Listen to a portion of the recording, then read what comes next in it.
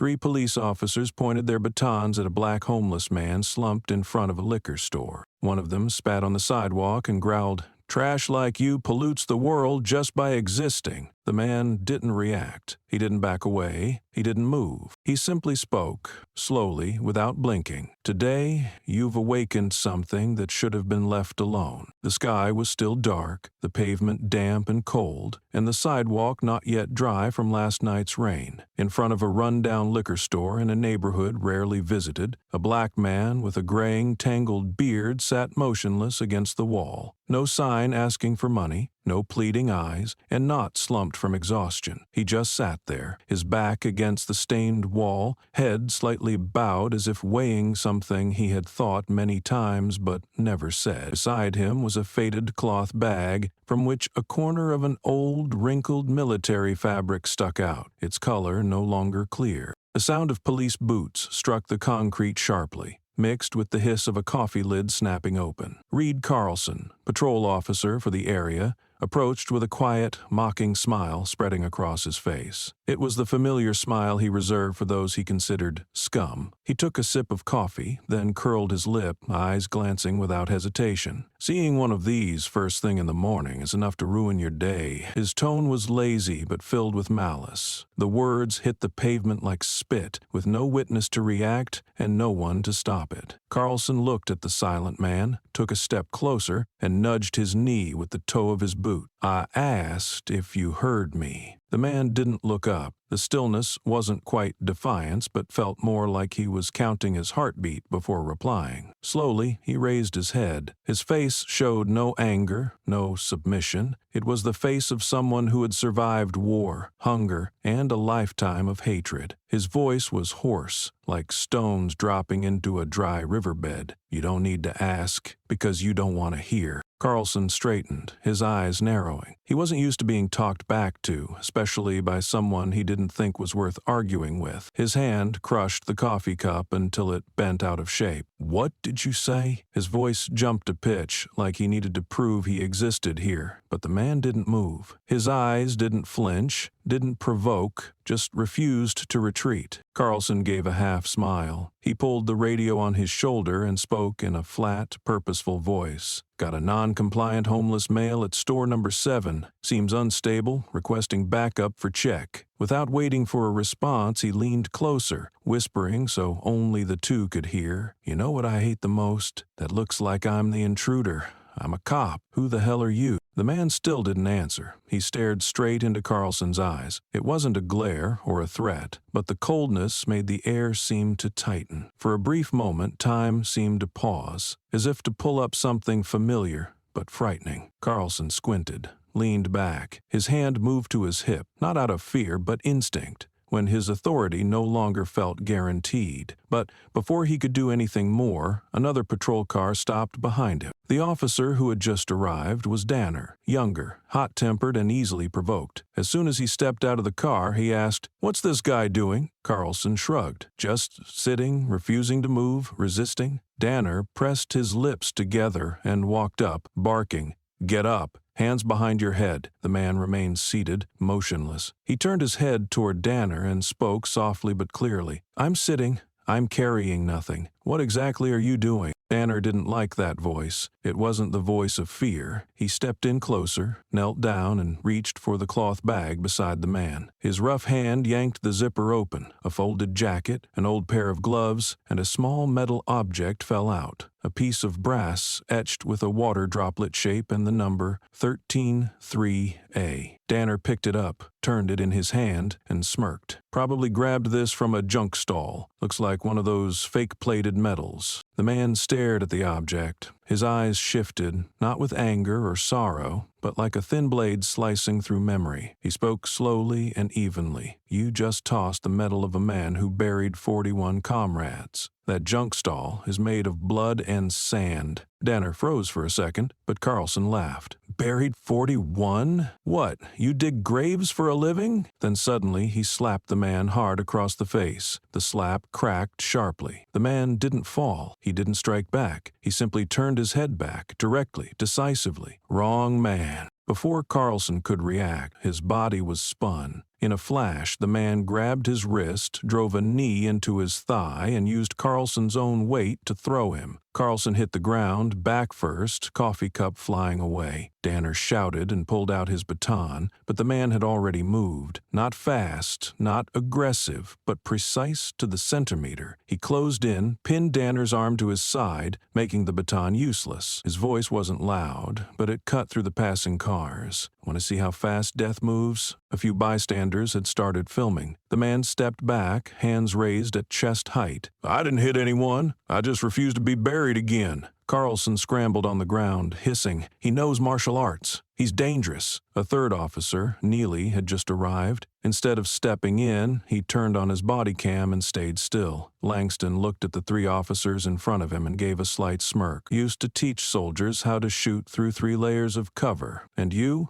can't even get past your own pride." Neely stepped forward, reaching for the man's shoulder to restrain him. Mistake. Within 3 seconds, Neely was locked, his arm pinned, one knee to the ground. The movement was gentle, but eliminated all resistance. Danner raised his stun baton again, but his leg was tapped lightly, right at the joint behind the knee. He stumbled and fell, baton still in hand, but never swung. Carlson hadn't gotten up yet. The man stepped close, leaned in near his ear, his voice deep as something rising from underground. "My name is Langston Red. They call me Ghost Shot. You'd best remember that." A scream rang out from across the street. A woman holding her phone shouted, "I know him! Green Beret! Legendary sniper!" The cameras were still rolling. The bystanders who had stayed silent at first were now pulling out their phones. Langston stood upright without looking at anyone. He bent down, picked up the metal, gently wiped it on his shirt, and slipped it into his chest pocket. The first sunlight of the day hit the pavement, reflecting off the small piece of brass. No one dared step closer. Langston didn't run. He simply turned his back and walked away from the scene, each step measured, as if no one there was worth a second glance. Behind him, the 3 officers remained scattered, like men who had just relearned the first lesson of power. Never underestimate someone just because they have nothing left to lose. And above all, never underestimate a man who has seen death, spoken to it, and come back. After being taken down in less than half a minute, Reed Carlson, still lying sideways and gasping on the cold cement, clutched the radio on his shoulder, pressed the button, and growled into it as if the humiliation had condensed into a command. "Urgent backup. Vagrant acting aggressively, possible weapon, suspected special training, level 3 threat." His voice carried a mix of fear and rage, 2 emotions he wasn't used to bringing on routine patrols. Though easily overpowered, he still clung to the arrogant belief that the uniform's authority would turn it all back around. The second police siren wailed. Less than 2 minutes later, Mick Danner stepped out from the passenger seat, tall and broad-shouldered, face hardened like a training poster, where people are taught to look at others and see only risk. Danner walked fast, eyes scanning the scene, didn't ask Carlson a single question, and headed straight for Langston Red, who stood still by the wall, arms at his sides,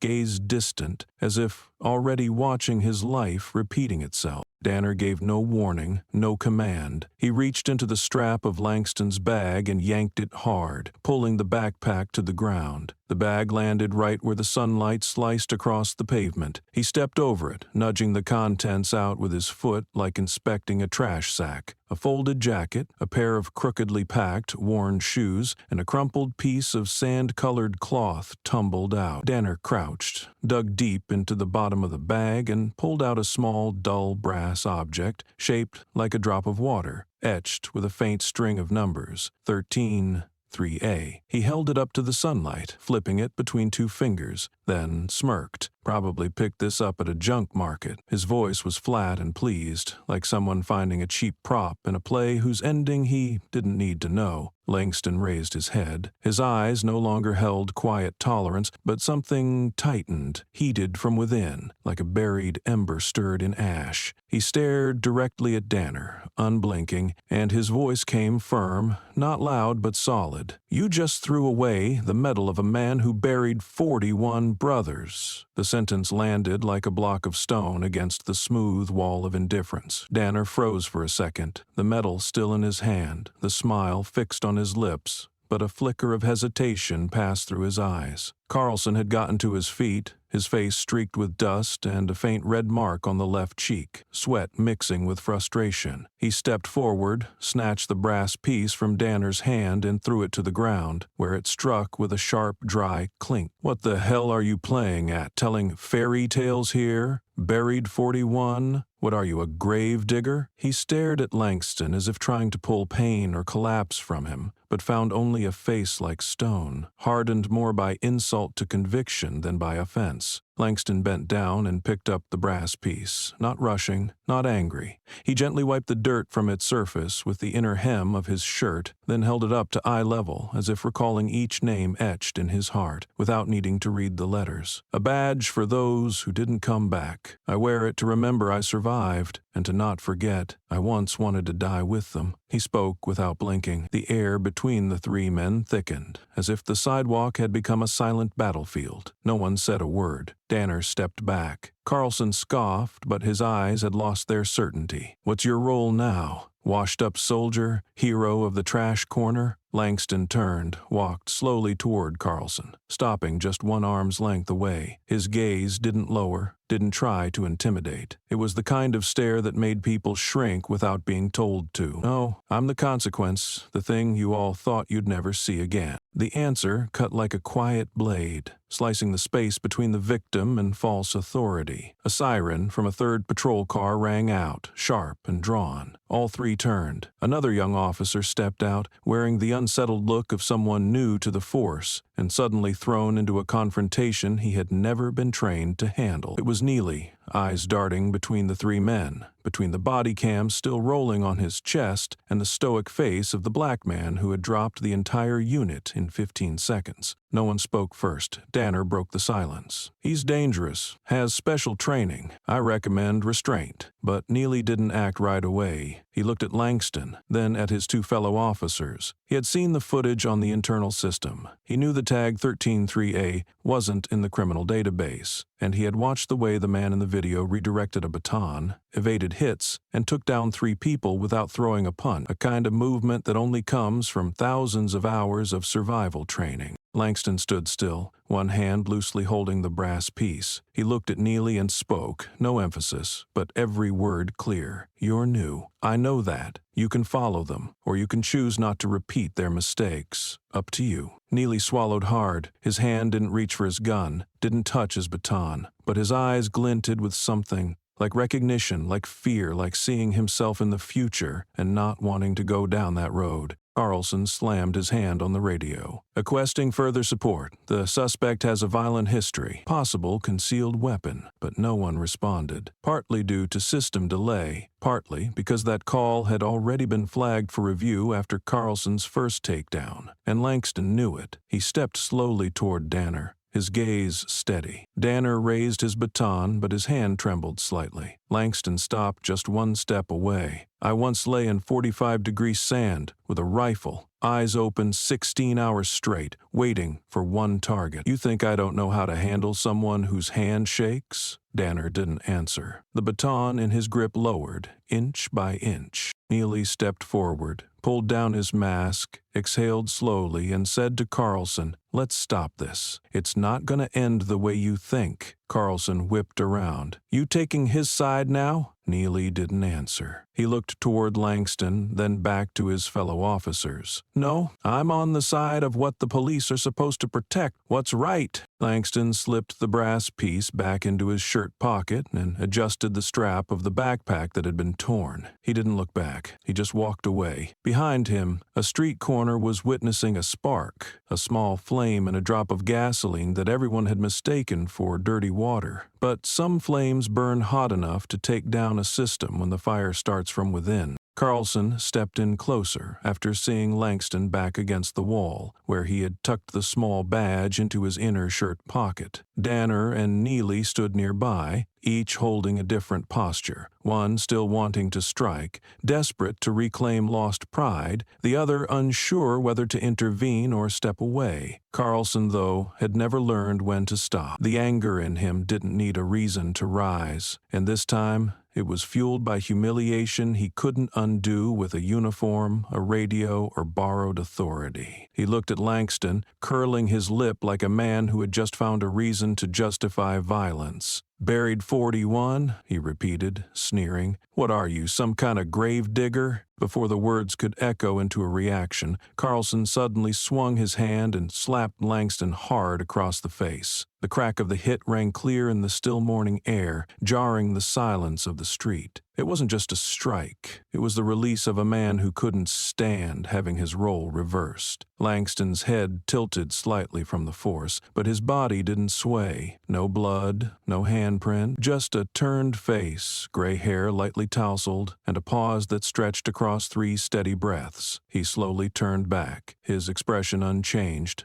untouched by hate. It was the face of a statue weathered by time and wind, unmoved by one more blow. "Wrong man," he said, voice low and dry, but something in his tone made Danner instinctively take half a step back. Carlson didn't understand what he'd done wrong, until his back hit the pavement in a takedown no one even saw coming. Langston didn't move fast or violently, but the way he pivoted, twisted, caught Carlson's wrists, and used his own weight to flip him sent the officer crashing down like a sack dropped from a height. The sound wasn't loud, but it landed with force. Danner reacted on instinct, reaching for his baton, hand rising by reflex, but Langston had already moved in. Stepping close before the baton even cleared the holster, his right hand caught Danner's wrist, pulling his arm inward, pinning it tight to his chest, turning the swing into a useless motion. Langston tilted his face slightly, locking eyes with Danner, not with menace, but with the focus of someone testing the edge of survival. "Want to see how fast death moves?" The question dropped like a command that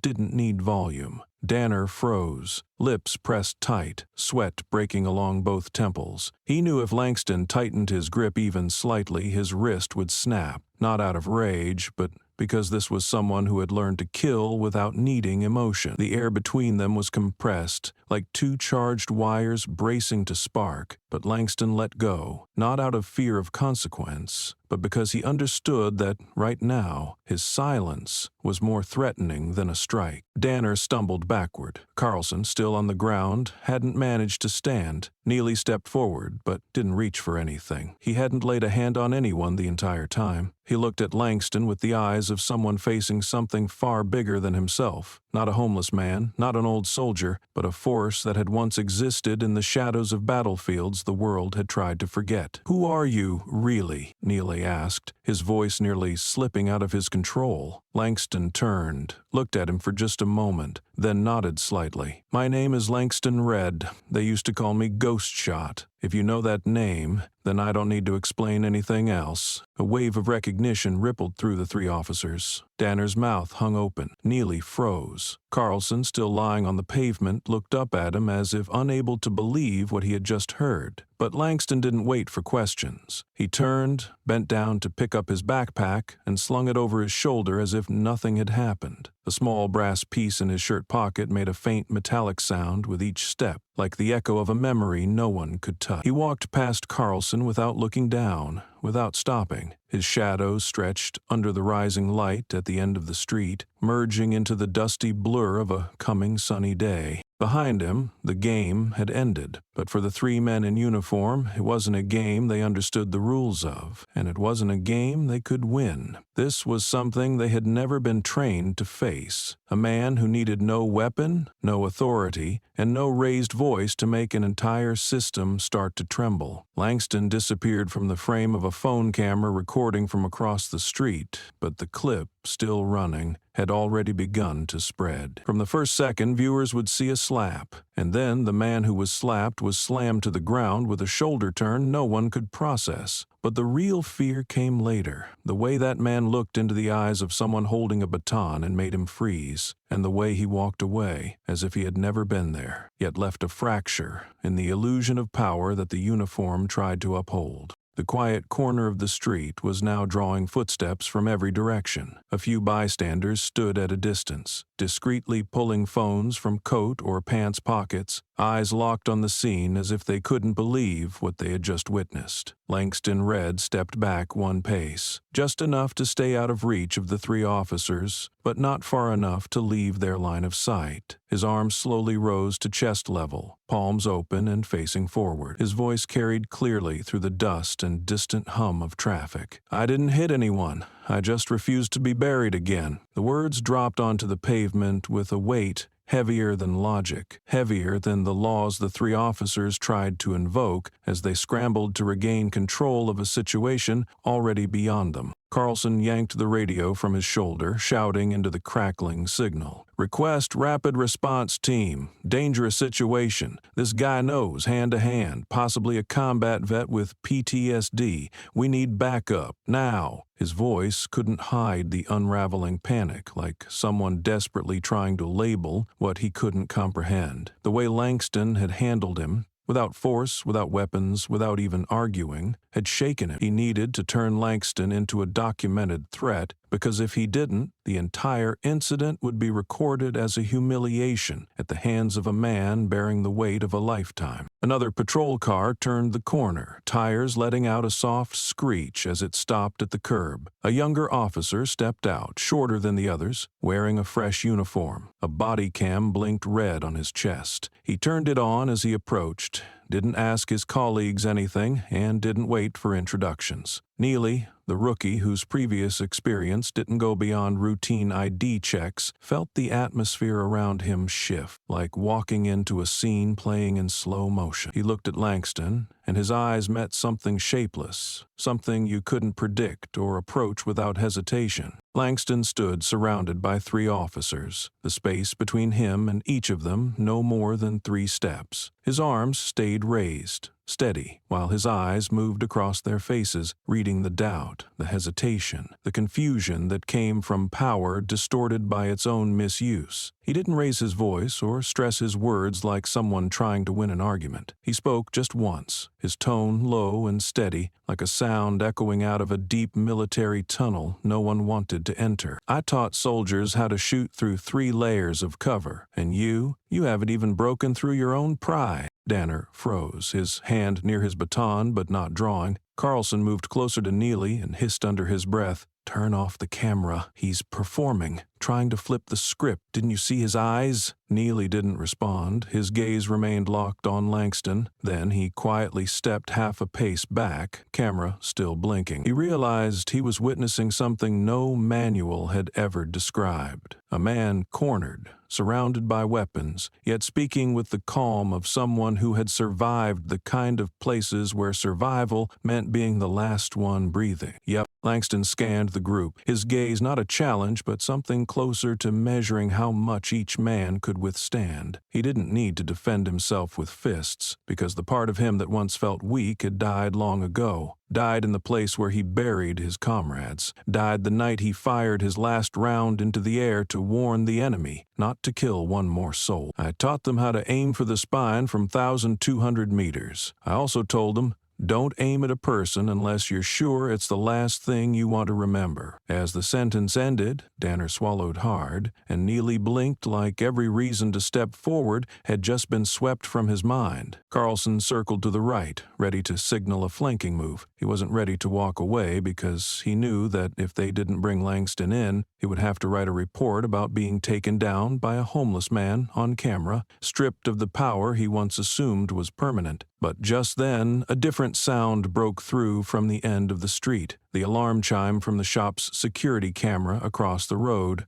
still recording without pause. A man stepped out of the store, holding his phone up high, recording. Everyone's watching this already. He didn't do anything. Carlson looked at the man, then back at Langston, who still stood there, unmoving, not defiant, not wavering, just steady, like a landmark built from the memory of those who had fallen, men he had once touched on the shoulder as they took their final breath. Neely drew in a slow breath, took one step forward and touched his radio lightly. "Scene under control. No visible threat. Recommend holding current position. No further action." He said it without looking at Carlson, without asking permission. He spoke like someone who had just realized keeping the camera on was more valuable than keeping his distance from the truth. Langston lowered his hands. slowly took the backpack off his shoulder, and set it gently beside his foot. "If you need to search, I won't stop you, but if anyone still thinks I'm a target, make sure their hands aren't shaking before they reach for me." He wasn't threatening, but his words thickened the space between them. No one stepped forward. No one touched the bag. Carlson gripped his belt tightly, jaw clenched so hard his temples. Danner bit back what he was about to say. Neely stepped back, recording a few more seconds on his body cam before switching it off. But deep down, he knew this moment didn't need a camera to survive. It had already carved itself into the memory of everyone present. Langston slung the backpack back over his shoulder, neither hurried nor overly cautious. He turned to look at Neely, his gaze pausing slightly, as if he could see something still intact inside the younger man. "You've still got a path ahead of you. Don't pick the one you can't walk back from." Neely nodded slowly, no smile, no reply, but his arm hung looser now, and the camera still held every breath of the man the system had labeled homeless with erratic behavior. He didn't exhibit erratic behavior.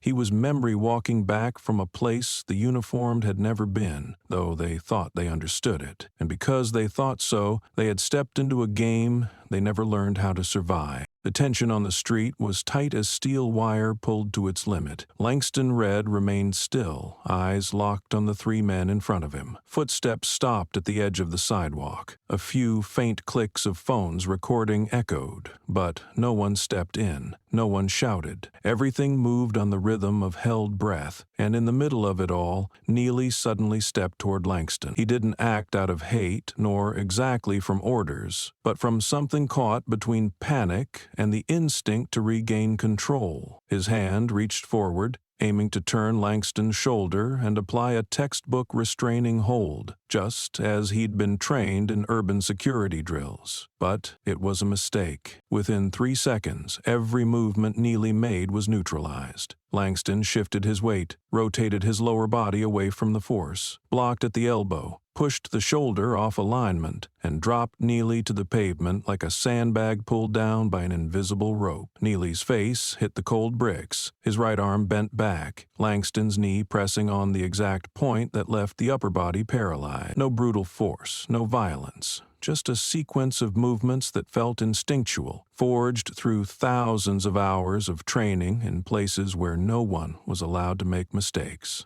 Danner saw the whole thing, but couldn't lift a foot in time. His hand tightened around his stun baton, flipping the switch as a blue light blinked at the tip. He charged from the left, aiming at Langston's side, trying to strike from a blind spot. But when he was less than half a meter away, his step faltered. Langston didn't turn, didn't look. He simply bent his knee slightly, lowering his stance so that it tapped gently into the gap behind Danner's knee. It landed at the exact nerve at the exact moment. Danner collapsed sideways, his weapon slicing the air and clattering against the bricks with a hollow sound. 2 officers taken down by movement alone. No wounds, no blood, yet neither of them could stand right away. Carlson, a few meters away, had just managed to lift himself off the pavement where he had been dropped earlier by Langston's impossibly precise shoulder throw. He was still shaky, arm trembling, breath uneven, his eyes not yet recovered from the blow to his confidence, the only shield he had ever known. Langston walked toward him slowly, not casting a threatening shadow, but each step echoed clearly across the sun-dappled bricks. He stopped, leaned down,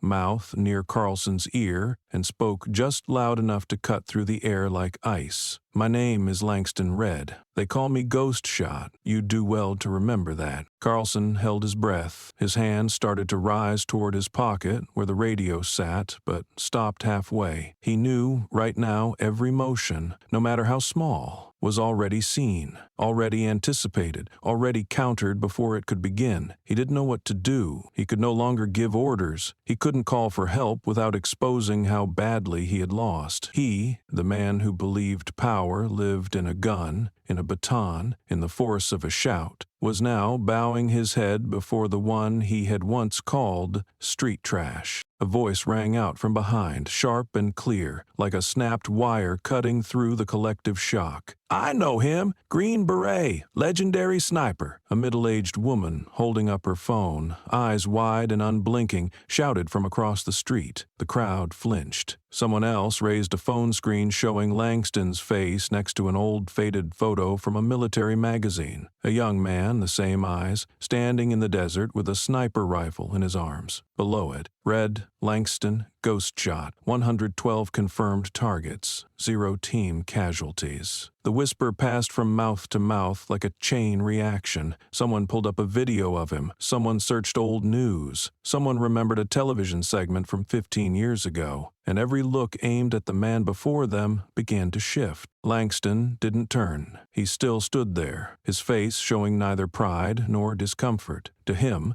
this identity wasn't something to flash in the street, and it wasn't a shield for wounded honor. He let it exist only when it was necessary to sever the roots of lies wrapped around something called law enforcement. Neely's body cam was still recording, the liquor store's camera still streamed. Phones were broadcasting live across social media, where the first hashtag had just appeared, "Ghost Shot Lives." A child raised a phone above the crowd, staring at Langston with barely concealed awe, while the father beside him said softly, as if reciting a legend, "He once shot through 2 layers of concrete without missing half a millimeter. They thought he died in Fallujah. Turns out he came back and got dragged into the street by the very people he once protected." Langston finally turned, his eyes scanning everyone. There was no pride in them, no anger either, but one thing was clear. He never wanted to be in the middle of this circle. But if forced to stand here, he would not step back. Those still standing around him remained silent, a silence so heavy it felt like the whole block had stopped breathing. And in that stillness, every question about power, about right and wrong, about identity and division began to rise, not with shouting, not with punches, not with a single bullet fired, because sometimes a survivor doesn't live to claim victory, but to remind an entire system that some people don't need lucky charms, because they are the storm no army can hold back. And today, right here on this corner, that storm had spoken. Noon passed beneath the glare of harsh sunlight and the silent chaos within the local police force. Carlson was placed into a patrol car without a word.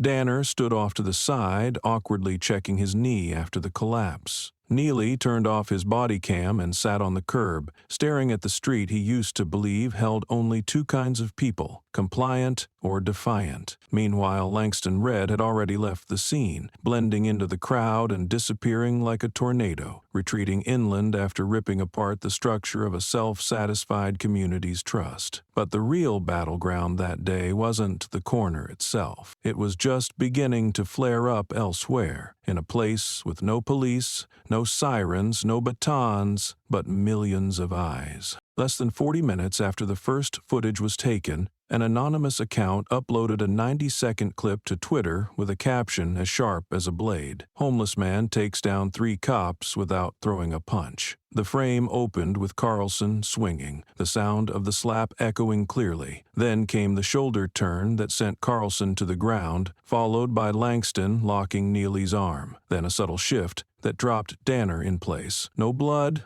no overt violence, but the precision, calm, and speed-locked viewers in place. In under an hour, the video passed 1 million views, tens of thousands of shares, and hundreds of threads erupted across platforms. The internet split in 2, the divide more violent than any topic all year. One side raised an alarm. This man is a potential threat. No one moves like that unless they're dangerous. They dissected every movement Langston made, tagging martial arts experts, veterans, and former security personnel to analyze the possible damage of each action. Warnings flooded in. If he were just a regular man, would we be defending him like this? The other side, larger, louder, and burning with outrage, pushed back like a wave. Survivor treated like trash. He was sitting still, they provoked him first. Without the camera, he'd be in a psych ward by now. People began to recognize Langston's eyes, his steady face, his hands that never trembled, never lashed out, and most importantly,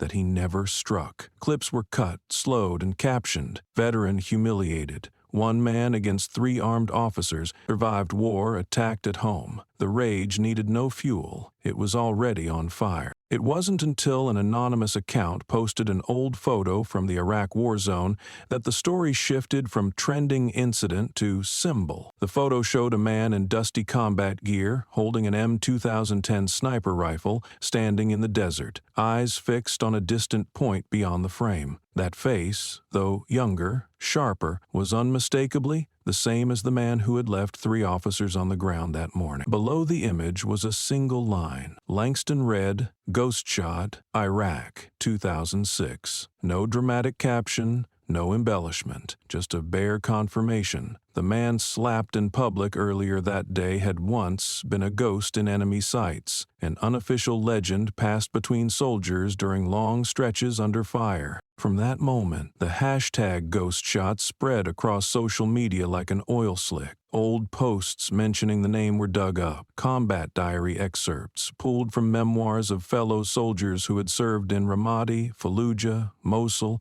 resurfaced, citing how Langston Red once fired through 4 inches of concrete to save a trapped special ops unit in a narrow alley. One comment, shared tens of thousands of times, said only this: "Yesterday he saved the team. Today this city beats him with a baton." The spread no longer stayed within veteran circles or political threads. Entertainment accounts, online news channels, and current affairs influencers joined in. One meme page created an entire set, a still of Langston closing in on Carlson with the caption, "Chose the wrong final boss," and another showing the 3 cops sprawled out with the tag, "Survival rate 0.3%. But behind the humor was a slow-burning realization. Someone wrote, "The cops said they felt threatened." But who was actually in danger in that moment? As the story crossed city lines and reached national news outlets, journalists began digging into military records. Unreleased information started to surface. Ghost Shot wasn't just a nickname, but a tactical call sign tied to operations requiring millimeter-level precision.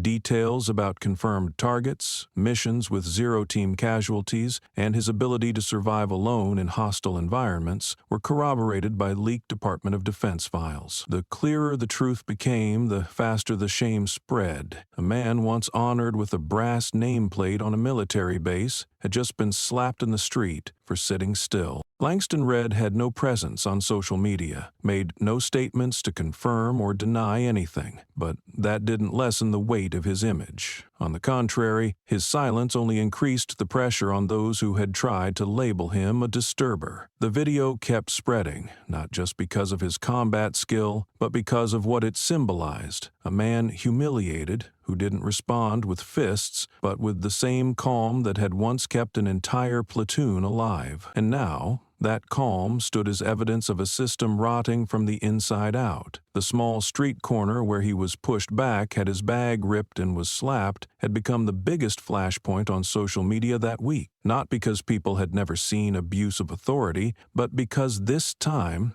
they picked the wrong man. A man who didn't need to speak to reclaim his honor, because the world was speaking for him. As the wave named Langston Red surged across social platforms, national television joined in with openings that were familiar, but, this time, no longer formulaic. A former Green Beret sniper, once considered a legend, now slapped by police in the street after being mistaken for a dangerous homeless man. Anchors long accustomed to dramatizing stories were surprised to find there was nothing they needed to add. The truth was already too clear, too brutal to soften. Evening broadcasts replayed the video again and again, now paired with verified military records. Langston Red, 14 years of service with the Green Berets, over 112 confirmed targets, never lost a single team member in any mission. That phrase, "never lost a single team member in any mission," that phrase, "never lost a single team member," was repeated like a declaration from a generation of warriors, never properly recognized after coming home. His name wasn't carved on the plaques outside bases, wasn't mentioned at veterans' honors events, and had no reserved seat in any military hall. But now, in the flood of headlines and rising anger, his story was no longer just about one man harassed. It had become a moral test for an entire country. The next morning, a middle-aged reporter from a local paper set out to find him. Not through official channels, not by asking a spokesperson, she asked around. Speaking to the homeless who slept near public heaters,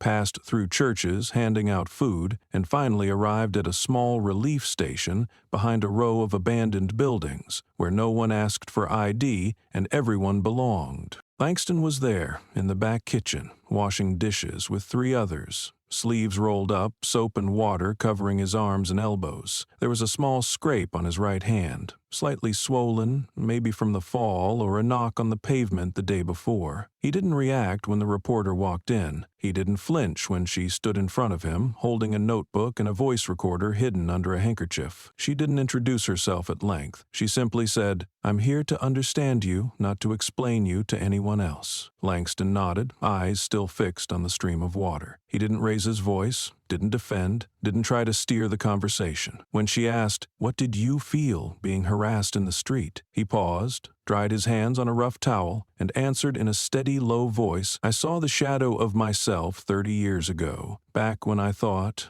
I was untouchable." That sentence wasn't meant for effect. It wasn't written to be a status update, and it carried no trace of self-pity. But because it was so effortlessly honest, it spread like a real wound, cutting through the public's awareness. The quote was posted online just a few hours later, unedited, without any need for a sensational headline. A hero who knew arrogance once fooled him. The article that followed said little about combat skill, made no mention of medals or stats, but instead told the quiet story of his life after leaving the military. Years without a home, days spent hauling freight for less than the cost of a meal, and nights sitting on street corners, not drunk, not asleep, just watching the lights and thinking of a formation that would never stand behind him again. The reaction went far beyond what anyone expected. Veterans who had served in the same era began leaving comments, mailing letters, some recounting combat memories, others writing only 2 words: respect. Military academies included his statement in ethics training sessions. Police academies held internal discussions on how to handle encounters with those showing signs of veteran status. But deeper than all that, one quiet question began to spread. If someone once seen as the blueprint for survival could be cast aside like this, how many others are having their honor crushed in silence? Langston gave no further interviews. He stayed at the relief station, still washing dishes, wiping tables, turning down every interview request, and refusing any help beyond a hot meal. But his presence, stretching from that old street corner to this small kitchen, had grown larger than the man himself. He had become an unpolished mirror, reflecting an American dream that once promised glory but quietly turned away when someone was no longer useful in combat. And when a man who survived gunfire finds himself staring down the contempt of those in uniform during peacetime, then maybe that dream has started to reverse. Not because it was never real, but because the people entrusted to uphold it have stomped on it with polished boots and hollow commands. Langston didn't need to say anything more. His story had become a wound, and the whole country was now turning its head to see where the blood was coming from. The next morning, an internal memo from the city's police department quietly circulated through closed channels, before leaking to the public like an ink stain spreading beyond control. In the official document, Reed Carlson, the officer who first slapped Langston red, was placed on temporary paid leave, pending the results of a disciplinary board investigation. The decision was written in administrative language, so hollow and cold it sounded like the paper it was printed on, admitting no wrongdoing, defending no one. But hours later, a leaked excerpt from a closed-door meeting among mid-level commanders surfaced. One voice spoke bluntly in the middle of the room. "That guy was ever a soldier? No wonder we lost the Middle East. It wasn't just a remark. It was a detonation, ripping the mask off the layers of moral posturing that had long coated the institution. And it wasn't just about Carlson. It was about a system that allowed men like him to wear the badge and represent justice on public streets. That quote, once leaked, spread faster than the news of the suspension. It was clipped, shared, turned into video reels, and used as the backdrop for waves of outrage. People began to realize not everyone stood behind Carlson, and not every silence inside the department meant agreement. But just as social media began to shift from anger to broader doubt about the system itself, another voice emerged, not through accusation,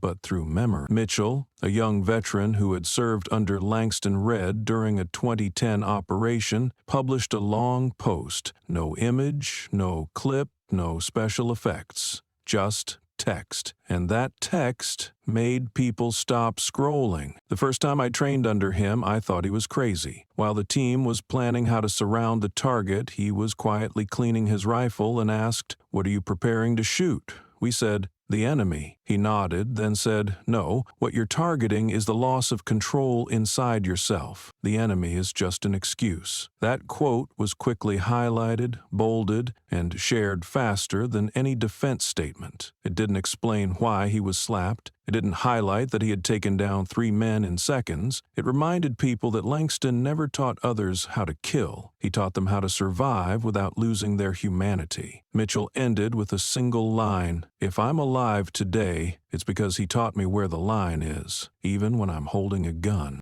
At the same time, an anonymous account, apparently someone who had been at the scene, reposted the moment Langston bent down to pick up the brass medal from the pavement, his sleeve loose, his palm scraped. No music, no captions, just the image of him brushing it off and sliding the small coin back into his inner pocket. The clip lasted less than 8 seconds, but it was viewed nearly 2 million times overnight. One comment read, "A man who once led a team out of hell is now picking up something that should have been in a glass case." Another added, "He didn't pick it up because it was valuable. He picked it up because he didn't want anyone else to step on it again." The initial wave of officer reactions, mocking comments, suggestions that he was a potential threat, internal messages filled with laughing emojis, began surfacing in public. Deleted messages were recovered. Screenshots of posts in private police forums emerged where someone had written, "A soldier who loses his way is just another failure," or "Just because you can fight doesn't mean you get to sit in the street like you're royalty." Placed next to the image of Langston silently picking up his medal, those words became so hollow, so shameless, that they inadvertently flipped all public sympathy away from the force that was supposed to protect the honor of those who served. The media didn't need to reframe the story. It told itself. The public didn't need analysis. They felt it. They saw a man who didn't apologize, didn't ask for help, still working at the relief center, still walking through the street where 3 uniformed men once judged him as trash. Every step Langston took from that moment forward became an unspoken reminder that courage isn't how a person strikes back, but how they stay calm when their honor is trampled and no one is held accountable. News stations that once hesitated began using Langston's photo as the backdrop for reports on collapsing trust in law enforcement. A major newspaper ran the headline, "When a legend is treated as a threat, what have we lost?" Analysts started debating the fallout of training policies that prioritized surface control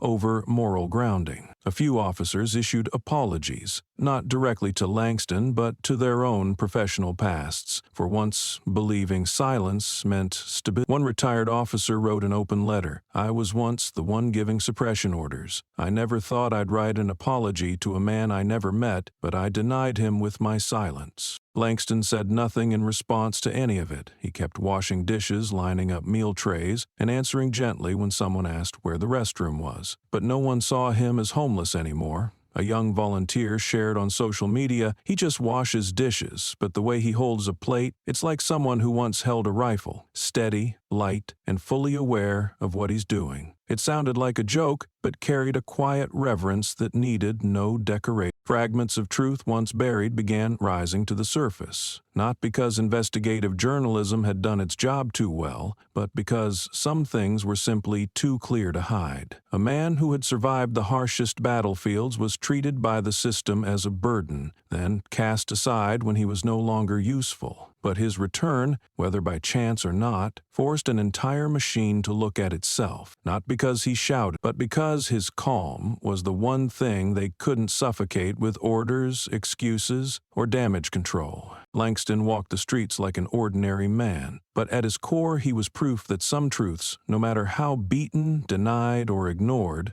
still remain not because they're powerful, but because they're right. And when what's right stands its ground, the cracks in a broken system begin to show, piece by piece. Every sneer bouncing back, every headline forced to revise, every name that once believed itself to be the law, now too afraid to speak. Because of Langston Red, every slogan has become an empty echo, and he, the voice no one can silence anymore. The barbershop sat deep in the West Side neighborhood, late sunlight filtering through thick glass, catching on strands of hair scattered across the floor like silver threads. On the small TV mounted in the corner, the video replayed, a black man surrounded by 3 police officers, and then, within seconds, the 3 in uniform dropped like something inside them had snapped. The customers murmured. The young man marveled. He didn't use force, but they went down like their spines were pulled out. The old barber shook his head. My boy's on the force. Said that guy's some kind of special soldier, probably seen combat. A middle-aged man across the chair, mid-shave, added, heard they call him Ghost Shot. Green Beret? No one survives once he locks in on you. No one noticed the older man sitting in the last chair by the wall, gray beard silent amidst the haze of scented oil and the snip of scissors, his eyes fixed on the torn corner of a wall calendar, his face unreadable. When the chatter began to fade, someone turned toward him, glanced at that face, and asked softly, "That's you, isn't it?" Langston didn't answer. He didn't nod, didn't deny, just tilted his head slightly as if the question didn't require a reply. The shop still for a few seconds, the man turned away, saying nothing more. Langston looked up at the TV. The moment the officer raised his baton and lost control, his eyes and the clip remained cold, focused, and almost detached. That wasn't the look of someone defending himself, but of someone who'd learned to read opponents before they moved, as if a tactical map had been etched in his mind, immune to whatever chaos surrounded him. When his eyes met chess, he'd seen the map begin to move, formed in the center with a massive smile as if his mind was turned into. The video ended, switching to a weather forecast. No one in the shop spoke again.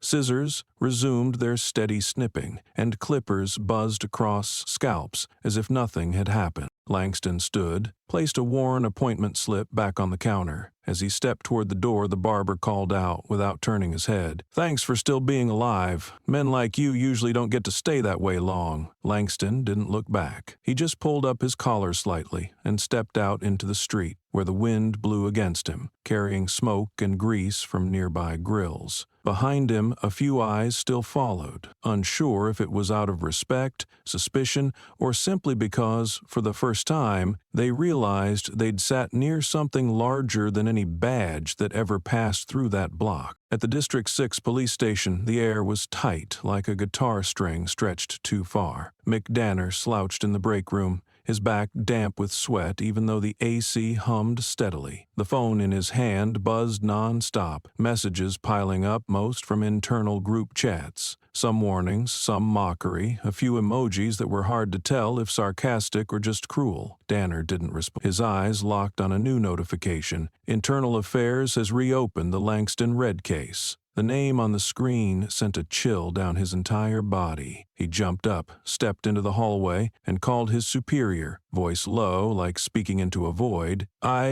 I don't want to be involved in this anymore. Seriously, I was just following protocol. I'd like to retract all previous statements." The voice on the other end didn't answer right away. A calm male voice finally said, "You understand this isn't as simple as removing your name from a report, right?" Danner swallowed, gripping the phone until his knuckles turned white. He whispered, almost begging, "I didn't know who he was. I thought he was just some homeless guy. They told me to follow standard procedure. But now..." The call ended as a tech officer approached, handing him a printed copy of leaked content from the internal server. On it was a message Danner himself had sent 3 weeks earlier, before the incident happened. "These guys really think this vagrant's gonna sit quiet his whole life." The line stood alone among a thread of laughing reactions, a clear indicator that targeting Langston wasn't random, and definitely not the emergency it was later claimed to be. Danner stared at the paper, his complexion shifting from pale to red, then to gray. There's a kind of collapse that makes no sound, needs no yelling, only the moment someone realizes that everything they used to justify their actions was a lie. Every word he ever typed, every joke he cracked with colleagues, now became evidence against him. No one asked, "Are you sure you didn't know who he was?" anymore. The only question now was, "Why did you think you had the right to degrade a human being?" Danner didn't answer. He backed up toward the chair and sank into it, hands over his face. In the quiet room, the sound of documents printing ticked like a clock, counting down the last seconds of whatever was left of his professional credibility. In the corner, a bulletin board held a clipping from a recent article. Langston read, once a front-line protector, was stopped in the street by 3 officers they thought he had disappeared. The last line was bolded. "His presence proves that some men don't need weapons to make power bow its head." Danner looked up at that line, eyes no longer angry, just lost. The look of someone who finally realized the man they thought was silent was never still. News of the hearing spread like an oil slick, from government hallways to every evening broadcast. The city police chief's office received an urgent directive from the state. An internal hearing must be opened, supervised directly by a special oversight unit under the governor's office. This was no longer an internal matter. It was a test of public trust in the entire system. There was no longer an internal matter. It was a test of public trust in the entire system. The police chief signed the summons personally, calling in every individual involved and ordering all video devices, files, reports, and internal data to be submitted within 24 hours. Under public pressure, he could no longer remain neutral. In his office, he quietly tore a page from the calendar, his hand trembling slightly at the thought of the next morning. Outside, the media had already set up barricades, cameras, and microphones, waiting. They weren't waiting for a fair trial. They were waiting to see how the system would respond to a crack that could no longer be denied. At the same time, Reed Carlson stood under cold white light in a small interview room at a local news station, tightening his tie, smoothing his hair, and trying to keep his face from showing fatigue. He looked into the camera, nodded to the anchor, then lifted his chin, sat up straight, his voice calm to the point of artificial. "I acted in the interest of public safety." The anchor followed up, "Do you consider slapping a seated person an act of defense?" Carlson blinked, pressed his lips, then replied, "I assessed the situation based on field instinct." The man had a suspicious look in his eye. "I had to act first." The anchor didn't respond immediately, but the split screen told the story. On one side, Carlson speaking, on the other, a still of Langston's face before the assault. His eyes calm, shoulders low, not a single movement outside the bounds of someone simply resting. Though the program remained neutral, the contrast was enough to make viewers start questioning. When the interview ended, Carlson stepped backstage, removed his mic, dabbed his forehead with a tissue, and his eyes twitched uncontrollably. He knew the words he'd just said were identical to his initial report, and he knew every syllable would now be dissected. At the same time, in a press briefing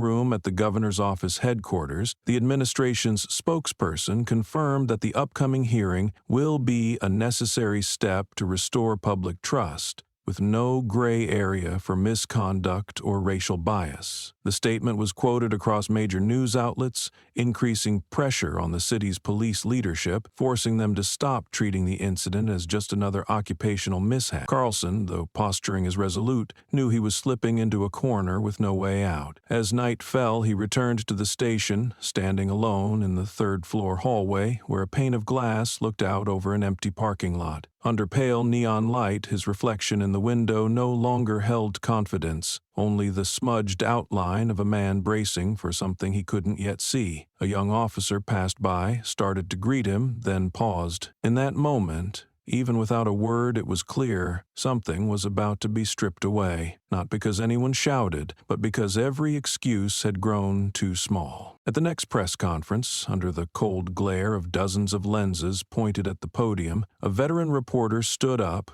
gave no name, and said no formalities. He asked Carlson in a calm voice, each word pressed with weight, "What are your thoughts on slapping a seated man who wasn't resisting?" The question wasn't designed to shock. It was meant to strike at the most fragile seam in the image Carlson was trying to hold together. A heavy silence fell. Carlson's eyes wavered, lips tightened, and instead of facing the man who asked, he glanced sideways across the rows of seats as if searching for something, anything, to lean on. His reply came, voice a tone lower. "I can't recall that moment exactly. It was a tense situation." Then he stepped back from the mic, gripping the edge of his coat, ending the briefing before the next question could land. The press needed no further words. Carlson's evasion was a clearer answer than any sworn statement ever signed. At the same time, at a relief center nearly 2 blocks away, Langston stood at the sink, his hands submerged in hot, soapy water, each dish washed with a steady motion, almost meditative. The old yellow light cast down on his rounded shoulders, on the back that once carried the weight of war, now streaked with soap like a faint dust from a time people preferred not to recall. An older man with a limp approached, placed a tray on the counter, and then stood beside it. He was a frontline veteran from Panama, a man who had once survived because Langston took out 3 snipers in a moonless night. He didn't speak loudly, just tilted his head and murmured, eyes still fixed on the running water, "It's like you didn't care whether that man lived or died." Langston didn't answer, but his hands paused for a fraction of a second, then resumed their rhythm. He didn't need to confirm anything. In the world of those who have seen death a breath away, some things need no explanation. The veteran left a few minutes later, but his shadow lingered on the stained tile floor far longer than the time he'd stood there, and at the sink Langston continued with his task, as if every dish scrubbed clean was a message sent to dirtier things being washed away out there. The hearing room was on the 3rd floor of the administrative building, where low ceilings and gray-painted walls made everything feel more stifling on what was forecast to be the hottest morning of the week. The benches were full, mostly officers, lawyers, reporters, and a few tense faces of those directly involved. When the door opened, several people turned toward the entrance. No one spoke, but the air shifted noticeably. Langston Red entered, his pace slow but steady, light from a side window falling across his back like it was dragging along memories from every place his boots had marked. He didn't sit in the section reserved for victims. He walked straight to the witness area, the space where by law those who could shift the truth were asked to sit. The court clerk glanced at the older man, now seated silently, then opened the file before him, cleared his throat, and began reading the military record he was ordered to present aloud. In the still room, the words fell with the weight of boots on dry red dirt. Langston Elijah Red, born 1964, enlisted in 1982, trained at Fort Bragg, served in Panama, Somalia, Iraq, Syria. Special operations under the Green Beret unit, L-13-3A. Total missions 119. Confirmed completions 117. No team casualties. The sound of paper flipped crisply. Promoted after saving a team ambushed in Fallujah. Honorably discharged in 2007 due to cervical spinal injury. Silver Star, Combat Cross, Medal of Valor. Notes from Evaluation Board. Precision shooter, only fires when necessary. Reflexes exceed team grade. Exceptionally high situational control. Silence is treated as a way of life. When the final line was read, No one in the room maintained their earlier posture or detached expression. A few eyes shifted from cold to cautious, from skeptical to wary. Someone scratched the back of their neck, a small tell that they'd misjudged the man in front of them. Langston showed no emotion, his eyes fixed on the smooth wooden surface of the table ahead, hands resting calmly on each other. No one in the room saw trembling or anger in him, and that, more than anything said in his defense, gave his presence a weight no argument could match. After a long pause, one of the session coordinators asked, "Mr. Red, is there anything you wish to add beyond your statement?" He raised his head, looked at the speaker, then scanned the entire room. His voice was raspy but clear. "Nothing to add.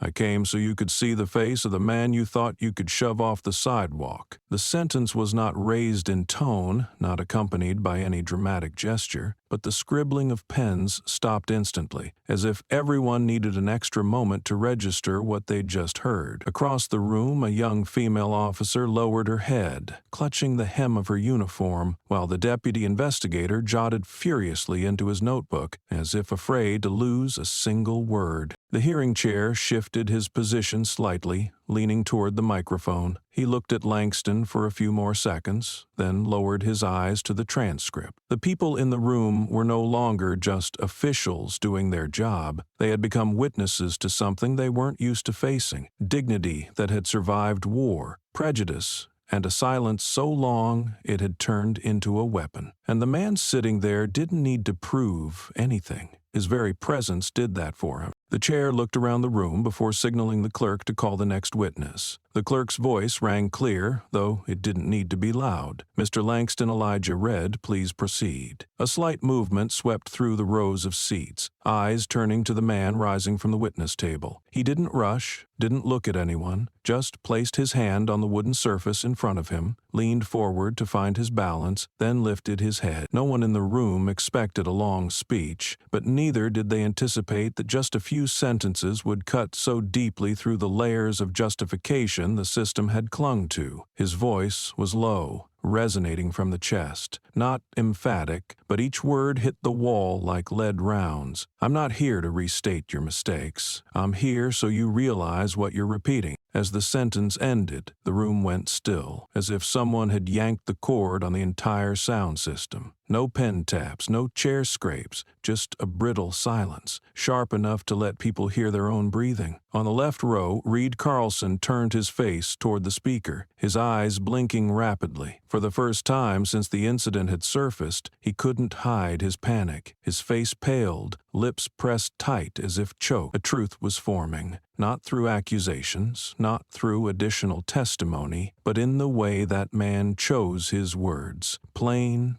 direct, and stripped of performative civility. Carlson started to understand, bit by bit, that this situation had moved far beyond what he thought he could control. This was no longer an internal review seeking a scapegoat. This was no longer a flawed report to be cleaned up with careful phrasing. This wasn't about procedure. This was an exposure, and he was now the center of an exposure that allowed no soft landing, no pre-written apologies. Carlson sank into his chair, body tense, hands on his thighs, fingers curled tight like a cramp he couldn't stop. On his shoulder, his badge was crooked, and one side of the pin popped loose. No one mentioned it, no one fixed it. No one saw a reason to preserve the image of someone who had once worn the uniform and stained it with hollow pride. Langston looked slowly around the room, his gaze pausing for a few seconds on the row of reporters before moving on, as if he had seen enough. He didn't need to hear an apology. He wasn't asking for a sentence. He was simply forcing people to confront the consequences of what they had done, thinking no one would ever be able to name it out loud. Something in the room had shifted, not because a man who had fought on 4 battlefronts had shown up, but because he had made it clear that the most terrifying place isn't the battlefield, but a system so used to being wrong that no one dares to question it. And today, silence was no longer an option, not for anyone, not after that sentence. The hearing room remained tense after Langston's brief but heavy testimony. When the bell signaled the session's continuation, council members returned to their seats, and one investigator from the Special Review Unit placed a thick file on the presentation table. His voice was steady and firm as he opened with the technical conclusion. After analyzing all footage from 3 body cams, security camera data, and consulting with tactical response specialists from the Special Forces, we conclude that all actions taken by Langston Red during the incident were precise acts of self-defense. With no intentional harm, no active assault, he paused briefly, scanned the room, then continued, his tone now deeper, more like a witness than a technician. Mr. Red's composure and accuracy in response exceed the typical standard of current police forces. The techniques used were all intended for temporary restraint, with no internal injury or skeletal trauma. This wasn't just a disciplined response, it was deliberate restraint. As the statement ended,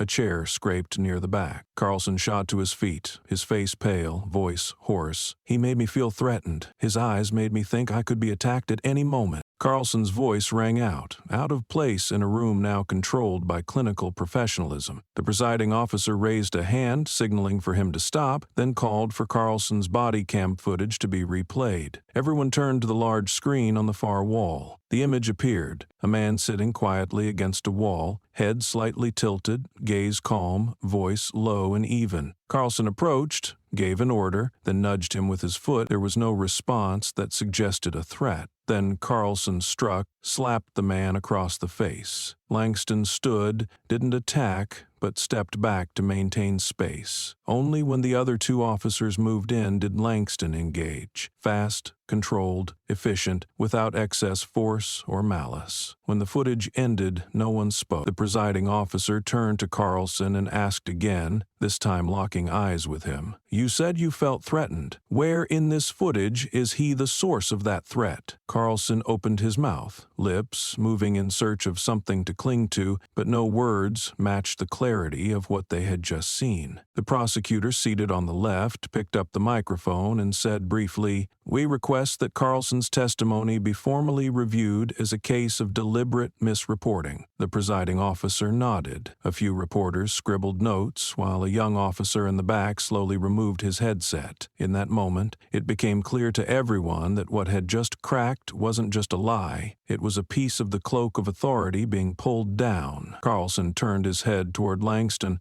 who was seated at the witness stand. He seemed ready to say something, but Langston's gaze wasn't confrontational nor direct. It was fixed instead on Carlson's clenched fist. That look didn't carry anger or contempt. It was the quiet recognition of someone who had seen countless versions of this before. Hands once steady on a trigger, now grasping at empty air when conviction had quietly slipped away. Carlson sat down slowly, as if his body had worn out after a defense with no foundation. The room stayed silent. No debate was needed. What had been presented today no longer belonged to speculation. It was evidence, and from here on, it would be the foundation for what came next. As the hearing paused to move into the review phase, Langston stepped out of the room and into the long hallway lined with gray carpet, glass walls on both sides reflecting the pale white light of late afternoon. He walked slowly, not from fatigue but as if pacing himself between 2 opposing forces. Behind him, the room where someone had just undone his own claim to truth. Ahead, the hallway leading to a stillness where no one had any more questions to ask. A group of young officers exited the room as well, among them a female lieutenant in a light blue uniform, arms clutching a file folder. Her eyes lifted and paused when she saw him. She slowed her step, her gaze resting on his face in a moment of recognition, then leaned toward a colleague and whispered just loud enough to carry in the air without becoming a public statement. "They just dropped the last name that made rookies believe in justice." The words hung like a fine thread, separating Langston from the footsteps behind him, quiet but but sharp enough that no one could pretend not to hear. He paused a beat, tilted his head slightly toward her, his eyes passing over but not stopping, as if her words needed no acknowledgement. His steps resumed, steady and low, moving toward the half-open door at the end of the corridor, where uncertain light spilled across the tiled floor. Langston placed his hand on the doorknob and bowed his head slightly, like a man facing an object that once held explosives. He didn't push right away. That moment carried something more than silence, like an old soldier disarming a landmine that had been buried in the wrong place. Not because someone told him to, but because he knew if someone else touched it, more people would die. When he stepped through the doorway, the wrinkled back of his shirt rose slightly under the overhead light, not with the posture of someone who had won or claimed righteousness. It was the posture of someone who understood that true justice isn't found in what people declare, but in what they no longer dare to deny. As the door clicked shut behind him, all he left was a space that forced everyone to ask themselves, after the witness walks away, is anyone quiet enough to hear the stirrings of their own conscience? The internal investigation report was released the next morning under a dry, standard title, Summary of Professional and Ethical Violations, Officer Reed Carlson. But the content could no longer pacify public outrage with administrative jargon. The report stated clearly, Carlson had violated arrest procedures, deliberately falsified the initial report, intentionally framed the situation to the victim's disadvantage, and used racially charged language while on duty. Supporting evidence included unedited body cam footage, internal messages laced with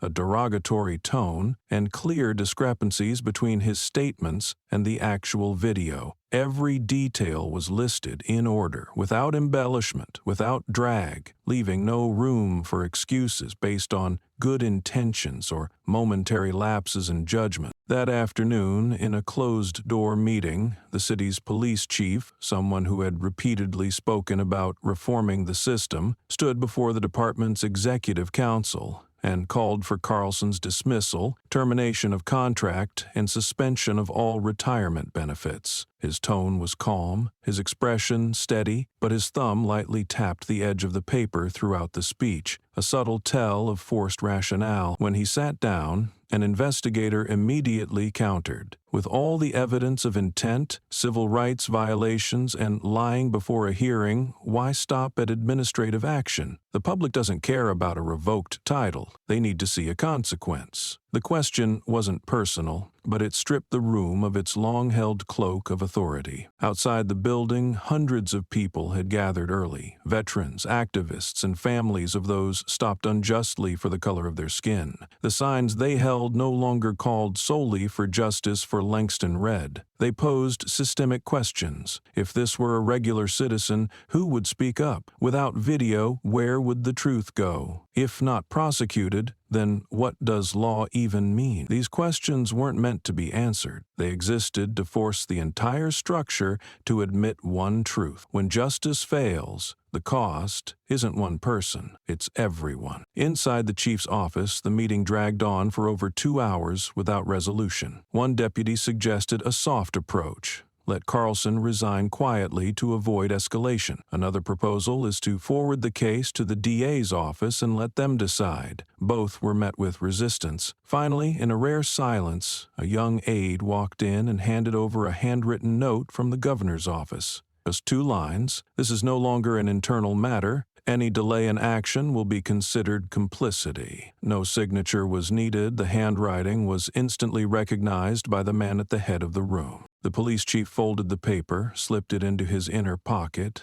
then looked down at the dismissal recommendation on the desk. His eyes paused on the name of the officer in question. The bold, uppercase letters read, Reed Carlson. The ink, not fully dry, bleeding slightly to the left, as if the name itself were beginning to fade from the place that once held it. He took a deep breath, not out of emotion, but because he understood that from this moment forward, every official report would have to be rewritten from the point denied today. And some words words, once written wrong, can never be restored to what they were. A day after the misconduct ruling was released, a previously unseen video clip was leaked online. The footage, under 30 seconds long, was filmed on a phone in the dim courtyard behind a temporary station, the sound muffled by distant traffic. In it, Carlson had one arm draped over Danner's shoulders, smiling as he said, "Just like always, keep it clean." Danner chuckled but said nothing, glancing around in a way that made clear they both fully understood what they were doing. That short, offhand line opened an entirely different door in the case. The media responded immediately. Human rights groups analyzed every second, cross-referencing it with old reports,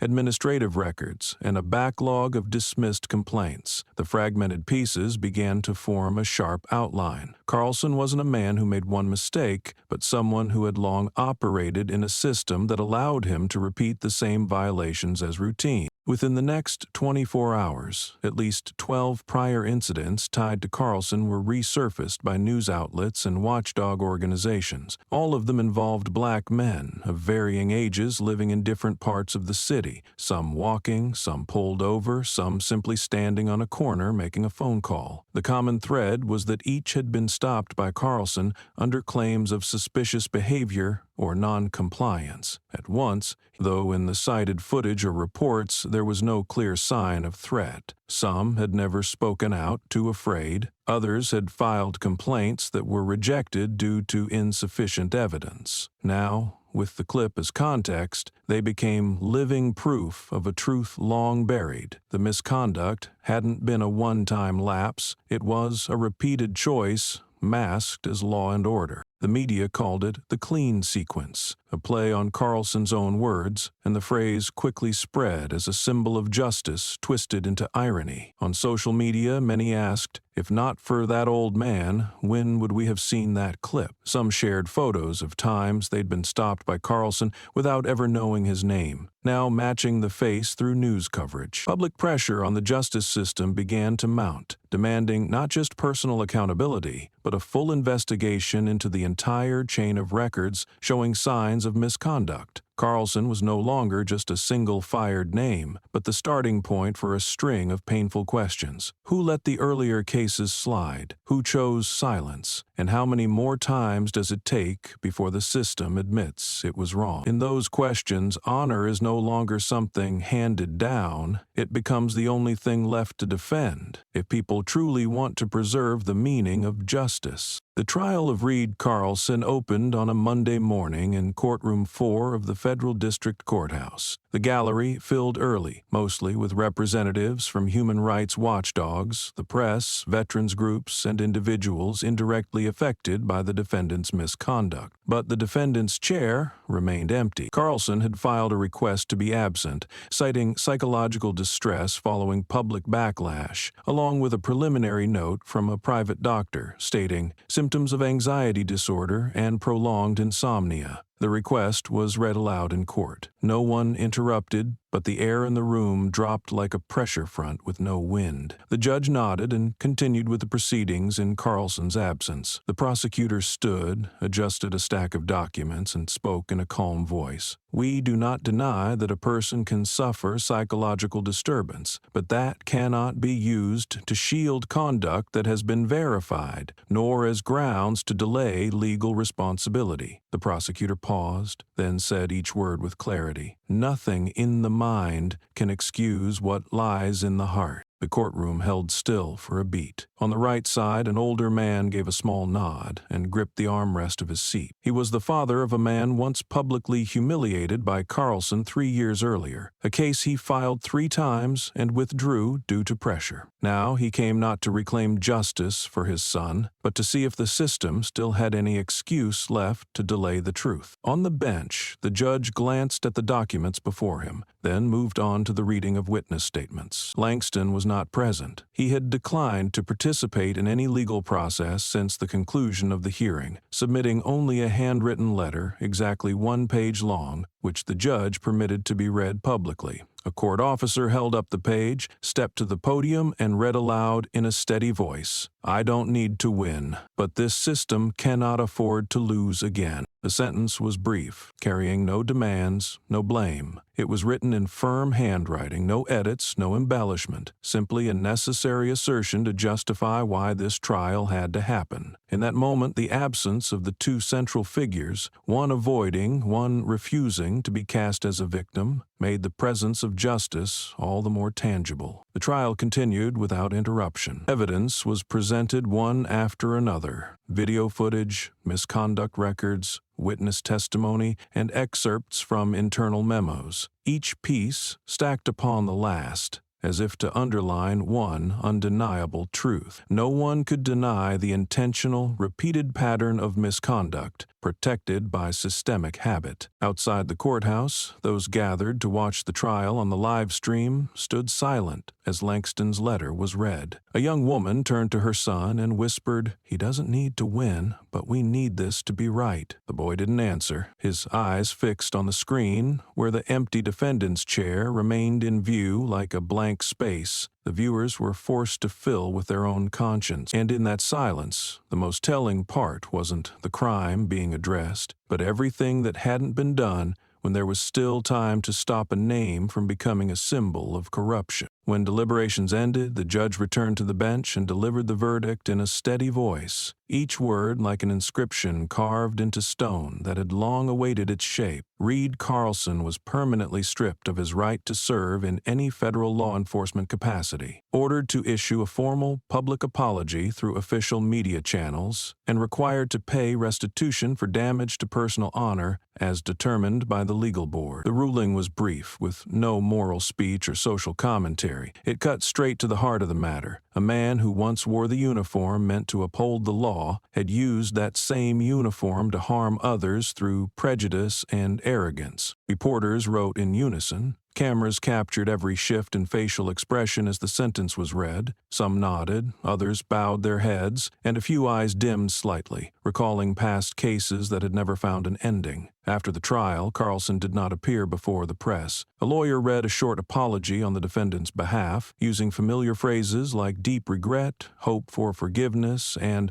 unfortunate misunderstanding, but no one believed it was a true act of atonement. On social platforms, people debated the leniency of the sentence, while the press cautiously noted the symbolic weight of the verdict. As for Langston, he did not attend the sentencing, nor did he send a follow-up response, but at the relief station, where he continued to show up regularly, people saw him bring back an item he'd once picked up from the sidewalk, a police badge Carlson had thrown away after their first encounter. He placed it on an old wooden table and gently wiped each edge with a soft cloth until the dull surface slowly began to shine under the window light. No one asked, no one commented, but in that gesture there was something like a quiet attempt to restore the original worth of a symbol that had been distorted. A man choosing to keep what once insulted him, not as evidence, but to show that what belongs to dignity can never be discarded again. The news spread just hours after the trial. All major newspapers ran the same bold black headline: "Ex-Green Beret, humiliated, chooses not to humiliate in return." Below it was a still from a security camera, showing Langston standing between three officers, his shoulders slightly tilted, his eyes steady, lips pressed shut, as if holding back something that didn't need to be said. An independent paper offered this commentary: "He didn't respond with words, didn't retaliate with force, but the entire country now knows who kept their dignity and who lost it." Editorial after editorial followed, analyzing his response, calling him the embodiment of principled calm, a symbol of justice that required no speech, no counterattack, only presence at the right time. A primetime news segment opened with the question, "What does the name Langston Red stand for now?" and ended on a single image, his hand resting on the polished badge, glowing against the worn gray tiles of the relief station.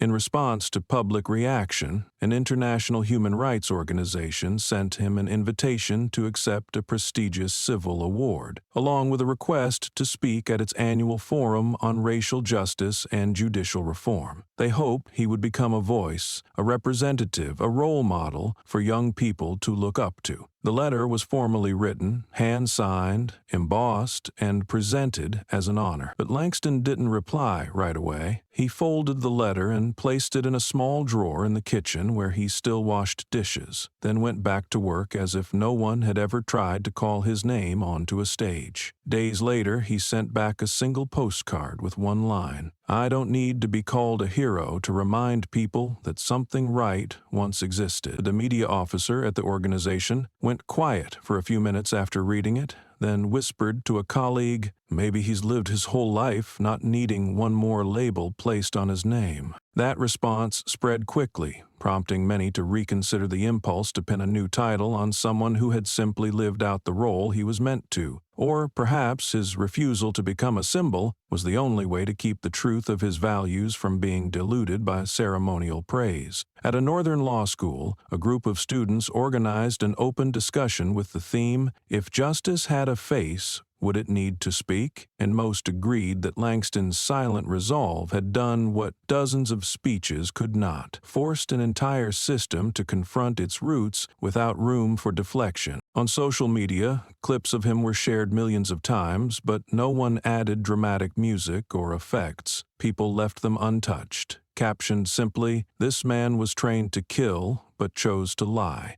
proving he never needed to kill again. The comments below were short. Many just typed one word: respect. Some posted photos of their fathers who once served with Langston. Others shared snapshots of their newborn's birth certificate with the note, "I named him Red, so he'll remember a name that stood straight against an entire system." And somewhere else in the city, Langston stepped out of a shoe repair shop, holding an old pair with new soles. As he crossed the worn street, someone recognized him, almost called his name, then just stood there watching as he walked away, back straight, shadow long on the freshly rinsed pavement, as if that name no longer needed to be called out loud, because it had already stayed behind in the footsteps people were learning to take the right way. The representative sent by the human rights group was a young woman, a public policy graduate who'd worked on several legal reform projects. She brought a new proposal, hoping to change his mind, stressing that his presence at the award ceremony would mean something, not just to those hurt, but to those still fighting from within the system. Langston sat across from her, listened to everything, his hand resting on a steaming cup of tea. When she finished, he nodded once and answered with a short sentence, voice steady and low. "Honor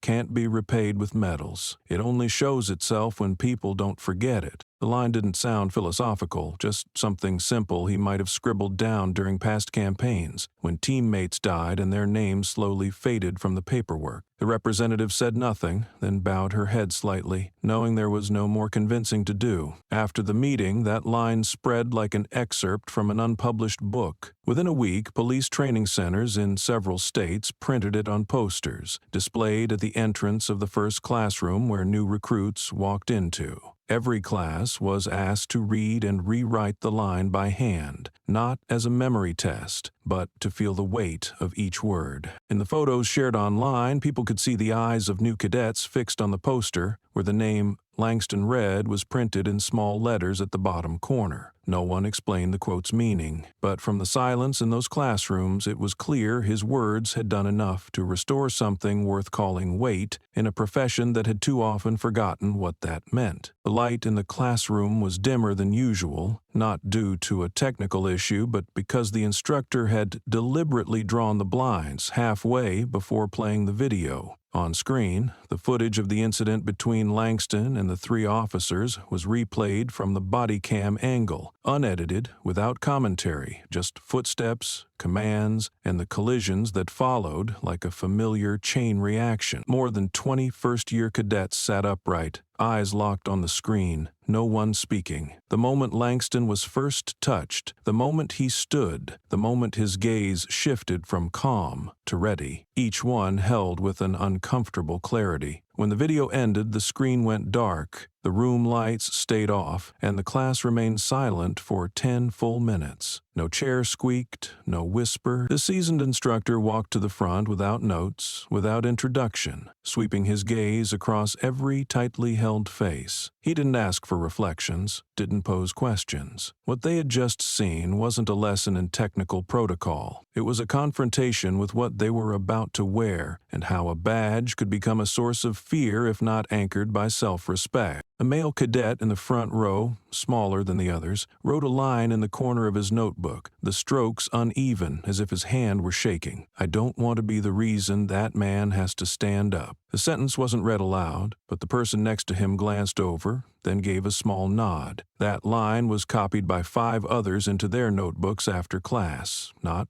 by assignment, not for any purpose other than to hold on to something specific. The instructor quietly walked to the back of the room and opened the blinds again, letting the light soften the atmosphere. He didn't wrap the lesson, didn't deliver a judgment, only left them with one sentence before exiting: "You may carry a gun, but you do not get to enter someone's life with a self you haven't learned to control." The sentence was written in white chalk on the blackboard beside Langston Red's name, faintly overlaid in the day's presentation slide. That evening, one cadet emailed the training center requesting the addition of a personal reflection component to the official curriculum. In the message he wrote, "We don't need more laws to know who's right. We need to learn how not to become the wrong, even when the law sides with us." The director of academic affairs read the email at dawn, printed it out, and brought it to the next day's meeting, placing it at the center of the table as evidence that what they were teaching had begun to touch where it needed to. Langston Red didn't appear in the syllabus, wasn't on recruitment posters, and no official statement from the academy cited him as a model. But that class, and the line written in the hand of a young recruit, gave his name a place in the collective memory no lesson plan could have assigned. And that's the kind of lesson that doesn't need to be taught. It just needs to be seen, understood, and walked away from differently. 1 week after the video screening, the training academy sent an official invitation to Langston, asking him to speak to the cadets, not as a witness to the incident, but as someone who once held responsibility in his hands and understood the cost of power when misused. Langston arrived on an unannounced morning, no welcome banners, no name on the bulletin board. He entered the classroom just as the instructor finished speaking, and the plastic guest chair was already placed at the head of the round table, under the watchful eyes of more than 20 cadets. The coordinator began to introduce him, but Langston gently raised his hand, stopping the words with a slight shake of his head. He stood upright, looked around the room, his gaze not lingering on anyone for too long, then spoke. "I have nothing left to teach. I just hope you still know how to learn." The room changed instantly, not because his voice was loud, but because what he said didn't come from a lecturer's role. It came from someone who had once stood on the edge between life and death and still held on to what was right. No one asked questions. No one asked for an autograph. The class just sat quietly for a few more seconds, then stood up one by one, without any cue, without anyone needing to prompt the rest. A natural gesture, like a reflex born from respect that doesn't require instruction. Langston watched the scene, his expression unchanged, but his hands tightened slightly behind his back. Moments later, he gave a slight bow, then turned and left the room. The door closed behind him, but his presence didn't leave with it. It stayed in each of them, in the way they held their backs straighter on the training field that afternoon, in the way they took longer pauses before writing their scenario reports, and in the new line that appeared on the internal bulletin board. Sometimes the only thing worth teaching is knowing when to stay quiet and listening to the one who walked before you. The line had no signature, but everyone knew it was the only lesson that day they couldn't grade. In a small reading room deep inside a veterans library on the south side of the city, between ceiling-high wooden shelves and the faded yellow glow of old ceiling lights, the librarian found a coverless notebook with paper edges browned by time. quietly placed on the private donation shelf. There was no foreword, no author name on the outside, but the first line inside was written clearly. For the reader, not for the judge. It was Langston's handwriting, familiar to anyone who had ever met him. Steady, unadorned, but deliberate, and etched deep like carved wood. The notebook was a collection of scattered notes, not in chronological order, each passage a fragment of memory wrapped in short, dense, and direct sentences, as if he weren't trying to explain anything,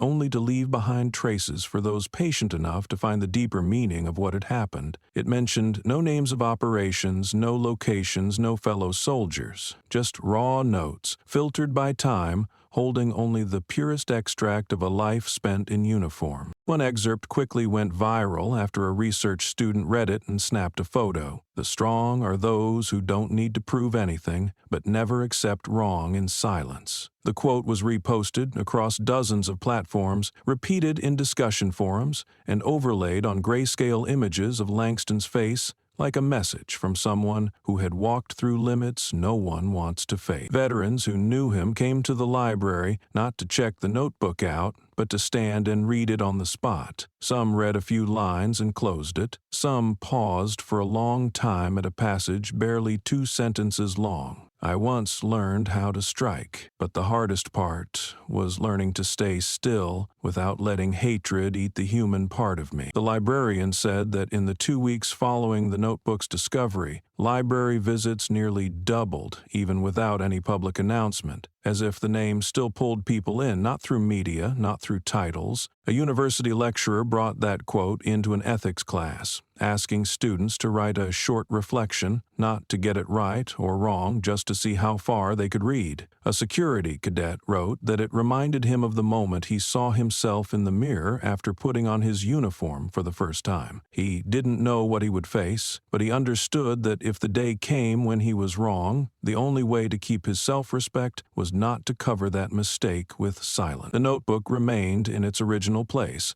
untagged, unlisted in the lending system, as if whoever left it behind knew that no copy could carry the weight held in those actual pages. And for everyone who had picked it up, what remained wasn't the image of a hero, but the sense that they had just looked into something fire-tested, no longer sharp-edged, but still able to reflect back the darkest corners of the reader's own self. Langston never returned to that library after leaving the notebook. No one knew when he wrote it, how long it took, or why he did it. But from the way he left no name and told no one, it was clear that what he wanted to leave behind wasn't meant to be recognized, but not forgotten. And there are things that, as long as they're read in serious silence, can endure longer than any lecture printed in a syllabus. Mitchell, who once stood guard at the courthouse the day Langston was dragged away under the smug gaze of 3 officers, had since become the lead instructor for a professional reform training program. He didn't talk about his past, nor did he mention Langston's name in class, but on the first day of the new course, he stood at the front of the room and wrote on the board in bold white chalk, "Never judge from a downward gaze." The phrase wasn't explained, wasn't questioned, but everyone in the room understood it wasn't just procedural advice. It was a survival warning that seeing from above always risks distorting the most basic understanding of others. In the sessions that followed, Mitchell emphasized that some things can't be detected through resumes or trained reflexes, but only by how a person stays upright in situations that make others lose control. Students noted his words on their own, unprompted, and after the final session, a small group asked to print that line on the cover of their internal training handbook. Mitchell agreed, then sat down to write a short letter to Langston. He didn't use grand language, just said that what Langston endured hadn't been in vain, and that because of him, many in the profession now had a reason to reflect. 4 days later, he received a thin envelope with no return address, just a familiar handwriting and a single sheet of paper folded 4 times. Inside, there was only one sentence: Do right. No thanks needed. Mitchell read it, folded it back, placed it on his desk, then leaned into his chair for a long while. In that moment, he understood that the most important things often arrive without being named, and that true gratitude doesn't lie in thank yous, but in the fact that someone else can move forward without stumbling over the same thing that once brought another man down. Langston didn't appear at the course's closing ceremony, didn't send any further reply, but that sentence became the watermark printed at the bottom of every page of course material, like a fine thread tying memory to the present, a lesson once paid in silence to a generation learning to speak less and do more.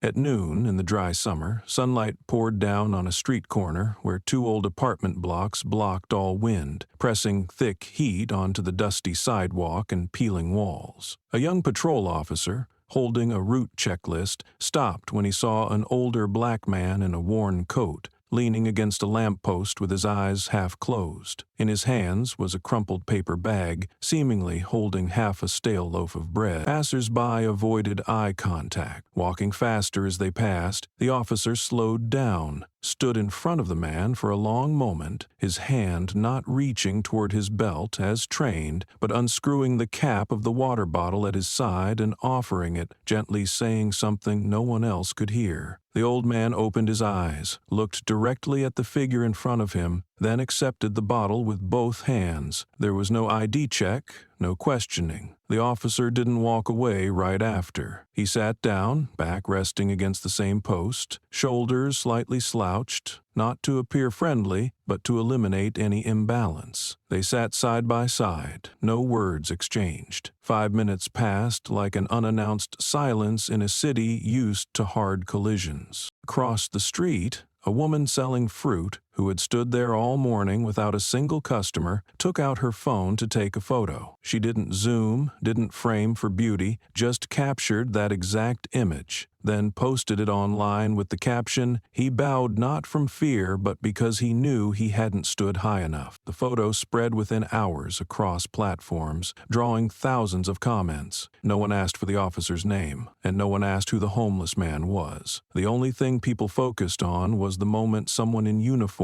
chose to sit instead of stand, to offer instead of reach, and to listen instead of ask. In training classes, instructors began referencing that photo as a compact model of nonviolent response, not through textbook language, but through an instinctive gesture of understanding. In philosophic culture, the vast value of language was that of intention and overstatement. The next day, the officer was invited to speak at the unit's debrief meeting, but he declined, telling his superior he just did what he was taught. When asked who had taught him, he didn't answer, only smiled and nodded toward the bulletin board in the break room, where the line was printed, "Do right, no thanks needed." Some understood, some remained uncertain, but a few of the older ones remembered the name Langston read, not because he was present, but because he had once made standing tall without bowing a default choice, and managed to teach it without a single lecture. A local paper wrote about the story, without interviews or dramatized profiles, ending the article with one simple sentence: "When someone does right without needing a badge to be heard, that's when the badge starts to mean something." And somewhere in the city, maybe Langston saw that line printed on a copy left behind at the relief center. He folded it, slipped it into his pocket, not to keep it, but to know that sometimes a lesson isn't lost, it's just retold by someone else in action. When the officer handed him the water bottle, the black man looked at him for a long time, not with suspicion, but as if comparing an old memory to the figure before him. His hand, slightly trembling, accepted the bottle, and he gave a small nod. After a pause, his voice came, very soft, almost more to himself than to the man in front of him. "Thank you, Red?" The officer turned to look, lips curling into a faint smile, warm enough to comfort, not enough to cause retreat. He shook his head, his voice calm, carrying no hint of pride. "No, I just learned from him." The sentence was short, but at that close distance, amid the city's noise, it landed clearer and deeper than any command. A light breeze swept across the sidewalk, flipping bits of paper toward the far end of the street, and in that quiet scene,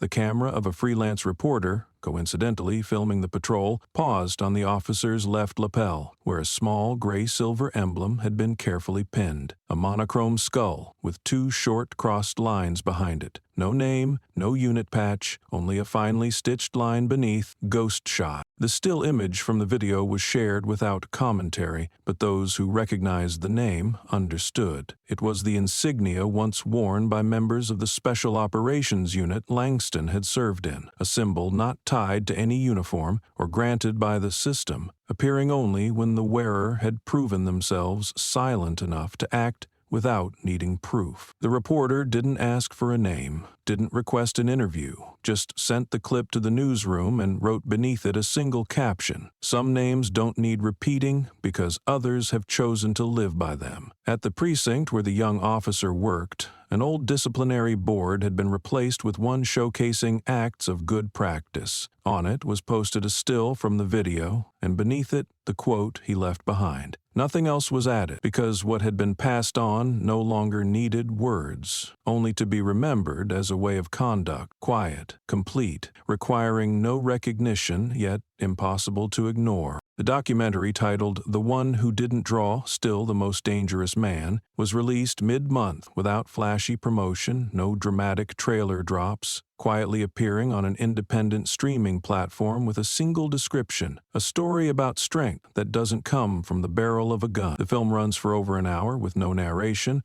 no continuous background music, relying solely on surveillance footage, body cam clips, old news broadcasts, archival campaign images, and secondhand accounts from those touched by the incident. Notably, the entire film includes no interviews with Langston, nor any requests for comment from him. The editor notes in the opening, "He already said enough through action. We don't need more words." From the first minute to the near end, the film unfolds like a journey backward to the roots, not just to reconstruct what happened between him and the three officers, but to peel back the layers of a society too used to staying silent after wrongdoing. Supporting witnesses appear briefly. Someone once pulled over by Carlson, a veteran who stood beside Langston at the hearing, a police cadet who copied down his words. They don't recount the events as moments in time, but as reverberations still echoing in how people choose to respond to power every day. As the film approaches its final minutes, there is no closing statement, no commentary or wrap-up. The screen fades into handheld footage captured in the golden light of late afternoon at a relief center on the city's outskirts, where Langston still visits weekly. In a simple frame, he is seen stacking bowls on a stainless steel rack, water dripping from his sleeve onto the floor, the metal surface reflecting a hand marked by age spots. His movements are slow, not from fatigue, but as if calibrating each step so the bowl lands in its place without bumping the next. There's a moment when his hand trembles slightly, his shoulders lower, and his back curves just enough for any observer to know this man has endured more than the years listed in his records. He pauses for a second before setting down the final bowl, then looks up toward the window where light filters through faded curtain. His eyes don't focus on any specific object, but seem to reach toward something farther, deeper. There is no dramatic expression, no emotional music swell, just stillness preserved, the way people honor a great piece of music by saying nothing after the final note. The film ends with white text on a black screen. Some people don't leave an ending, they leave a memory strong enough for others to keep writing. The words appear quietly, not large, not blinking, as if the filmmaker understood that there was no need to elevate what already stood tall. The comments under the film were filled with short messages,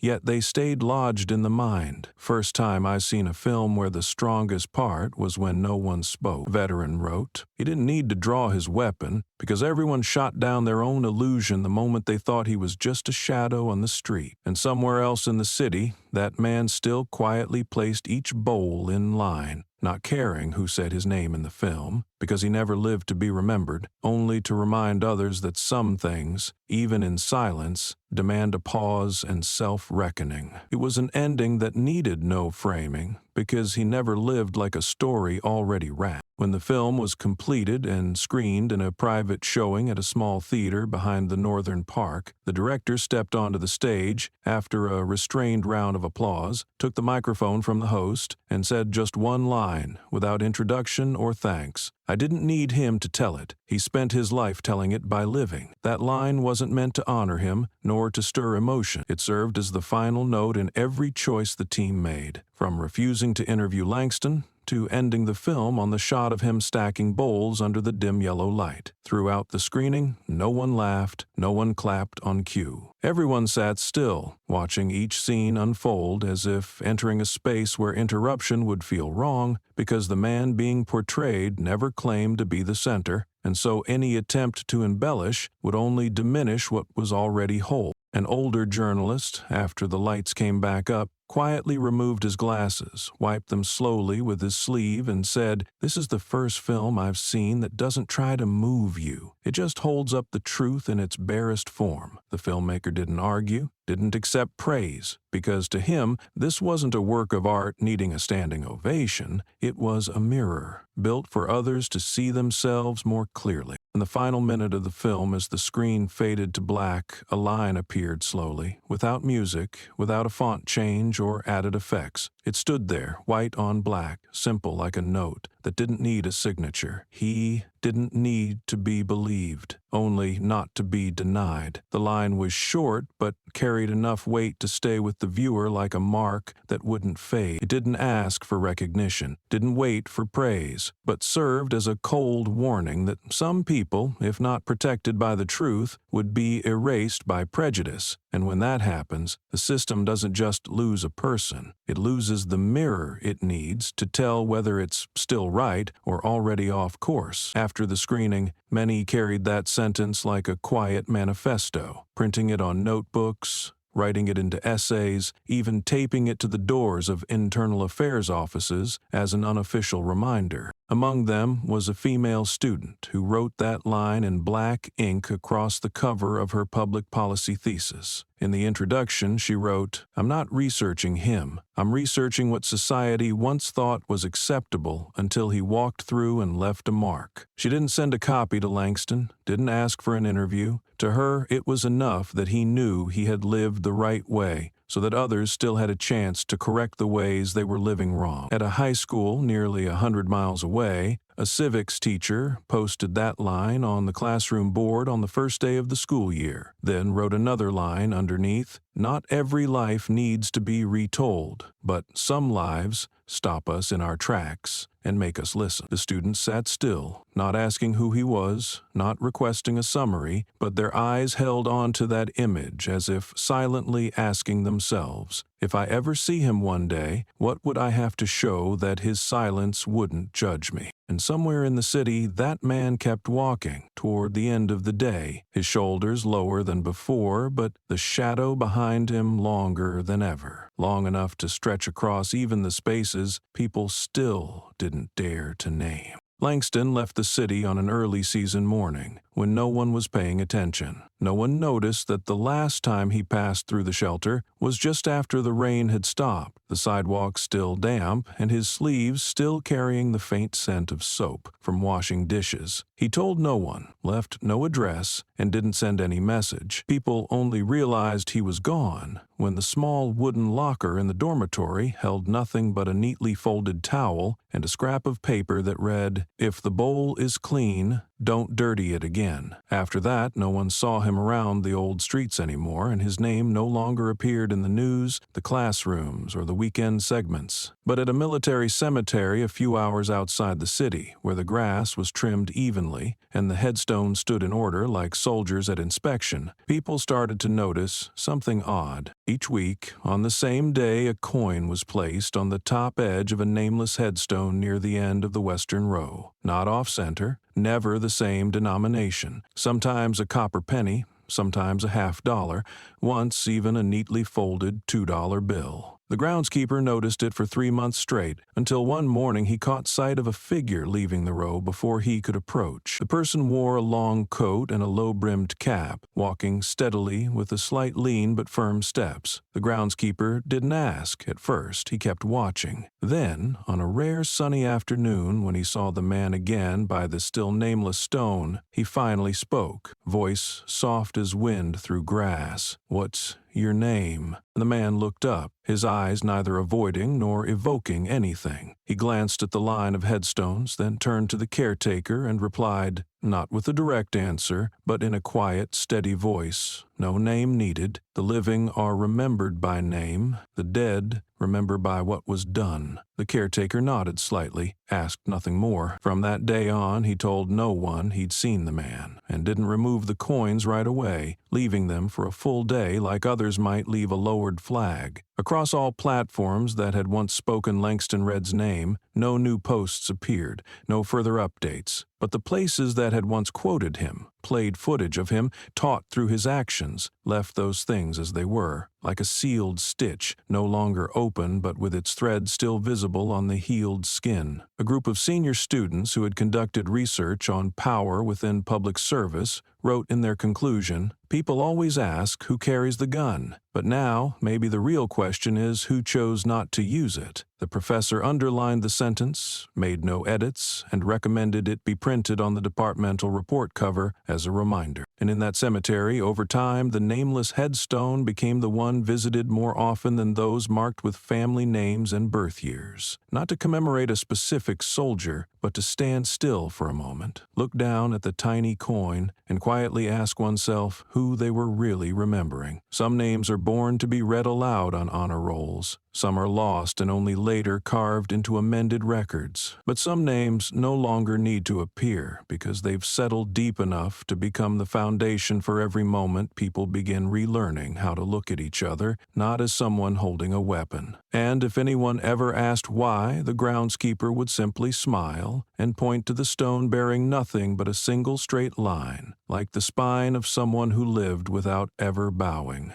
The groundskeeper still stood there, hand gripping the handle of a shovel worn pale, eyes fixed on the man who had just placed the coin on the stone. The wind had started to pick up, sweeping through the rows of pines, carrying the scent of damp soil and the rustling scrape of dry leaves gathering at one end of the yard. The man didn't walk away, only looked straight at the nameless headstone, as if it weren't an ending, but a pause marker for something never told. After a long moment, the keeper slowly stepped closer, stopping at a respectful distance, then spoke again, softer than before, as if the question was not meant for a conventional answer. "Who are you, really?" The man didn't turn, his eyes still on the spot where the coin had been placed. One hand was in his coat pocket, the other slightly curled as if holding something deep inside his jacket. Then he replied, voice steady and without emphasis, "You don't need to know me. Just know I once made sure someone got home in one piece." The words came out without fanfare, without justification, without asking for sympathy. But for a brief second, the caretaker felt as if someone had lit a small flame in a corner of memory whose outlines he could no longer clearly trace, only that there had once been people like that, people who didn't need to be named, didn't need to stand in the middle of memorials, just needed to know they had stopped a child from becoming a name on a gravestone. Wind snapped at the man's coat, pulling the hem backward to reveal a patch stitched in with old gray thread, each seam uneven but firm, as if done by someone who understood the worth of keeping together what was about to tear. The groundskeeper didn't ask anything more. He just stood silently, arms relaxed at his sides, head slightly inclined, like a nod to a presence that didn't need verifying. The man turned away, walking toward the narrow path leading out the west gate. Not fast, not slow, his steps light as if slicing through the earth, yet firm enough to leave clear prints on the dew-covered grass. He didn't look back, and the groundskeeper didn't need him to. When he disappeared from view, the dry leaves drifted back into place, the sky stayed its pale gray as always, and the nameless headstone remained where it was, silent like all markers that never had to justify themselves. No one filmed it, no one recorded, and no file kept a record of the exchange. But that late afternoon, in a place quieter than any courtroom, the story closed. Not with an ending, but with a silence heavier than gunfire. That weight didn't press down on anyone's shoulders, but settled deep in the place people call surviving memory. It asked nothing to be remembered, but made those who brushed past it slow down, look more carefully at someone they might have thought didn't deserve a second look. In a police cadet's journal, a few weeks after his first ethics class, he wrote a single line: "Some people don't stay to be thanked. They stay gone so no one has an excuse to get it wrong again." And that line, hand-copied onto the final board of the year, stood as a closing note to a school year that didn't need honors.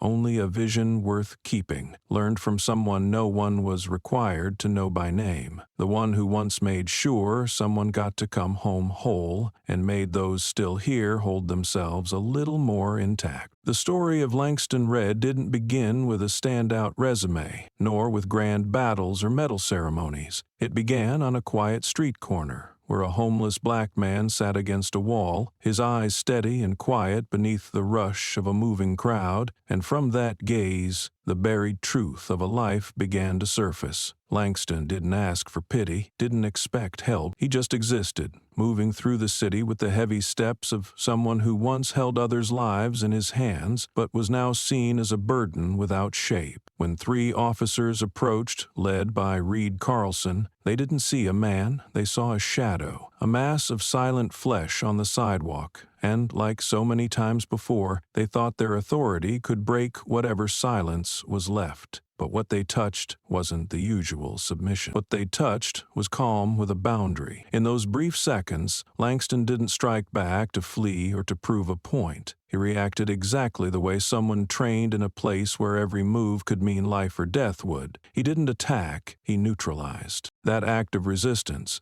expected to be buried, like countless times officers justified incidents with vague phrases, instead became a flashpoint when the video spread. But what pushed the story beyond wasn't just the image of 3 officers taken down before they could draw their weapons. What made millions stop to watch, to get angry, then to reconsider, was Langston's gaze, not furious, not panicked, but steady, as if to say, this wasn't the first time. As the truth about his background slowly surfaced, society began asking, how could someone trained at the highest level, who once saved teammates under fire, be pushed to the bottom like this? And, if Langston had hidden himself so well that the system never noticed, how many others were quietly being treated like shadows? The internal investigation began as a routine procedure, but each piece of evidence, each leaked message, each previous abuse of power by Carlson brought the case past the point of a simple reprimand. Langston didn't ask to be vindicated. He never stepped in front of a camera to explain or play the hero. At the hearing, he said only, "I'm not here to repeat the mistake. I'm here so you see what you're repeating." From that moment on, the issue was no longer about one person's actions, but about the complicity of silence, the erosion of trust, and the moral drift of those who carry justice in name but stop checking their reflection each morning. Langston stepped out of the public eye as quietly as he had lived after discharge. He washed dishes at the relief station, fixed door hinges, and walked city blocks without being recognized because he never stayed visible for long. But once his identity was known, people no longer saw him as a burden. They saw him as a measure, not for his combat record, but for how he chose not to answer harm with the same violence that had once hurt him. Someone proposed a medal, he declined. Someone asked him to teach. He came and said only, "I have nothing left to teach. I just hope you still know how to learn." In another class, a cadet wrote, "I don't want to be the reason he has to stand up." That line wasn't printed in papers. It didn't become a slogan, but spread like an invisible thread through a new generation, a way to hold themselves back before flashing a badge, raising a voice, or pressing someone down just because they stood lower. Langston never kept a badge, but he held on to the insignia Carlson once threw to the ground, polished it, and placed it in a drawer at the relief station, a reminder that the meaning of power isn't in engraved metal, but in how one acts when no one's watching. He didn't attend Carlson's trial, nor did he accept an apology. When asked his name at the military cemetery, where someone placed a coin each week on a headstone without inscription, he only said, "You don't need to know me. Just know I once kept someone whole enough to make it home." And maybe that's why people don't dare forget him. He never asked to be believed. He only asked not to be denied. In a documentary made later, the director refused to interview him, saying, "I don't need him to tell the story. His whole life already told it." Langston Red left the city in silence, leaving behind a footprint deep enough for others to learn how to avoid the same cracks that had been repeated too often. He didn't need a celebrated ending or a legacy etched in stone, but his actions, through every person he touched, with silence, with a look, with choosing to sit beside instead of interrogate, sparked a chain reaction the system once thought impossible. Young officers placing a hand over their chest before putting it on the trigger, cadets writing his name in their notebooks despite never learning from him in a formal class, and those once detained for the color of their skin, now knowing they weren't entirely alone in that silence. Langston's story doesn't inspire through pity, nor by building a myth of a forgotten hero. It is inspired by showing that what's right can be buried but not erased, that dignity can't be stripped even when the surface is, and that in a world full of words, sometimes what echoes longest is the silence brave enough not to retaliate. Langston didn't reclaim his honor through resistance, he preserved it by never letting anyone take it. And in a society tired of trying to figure out who's right and who's wrong every time a crisis erupts, someone like him is a reminder. Some people don't need to be explained. They just need to be treated right. They are already the lesson. The only question left is who will stay quiet long enough to receive it without letting it fall again.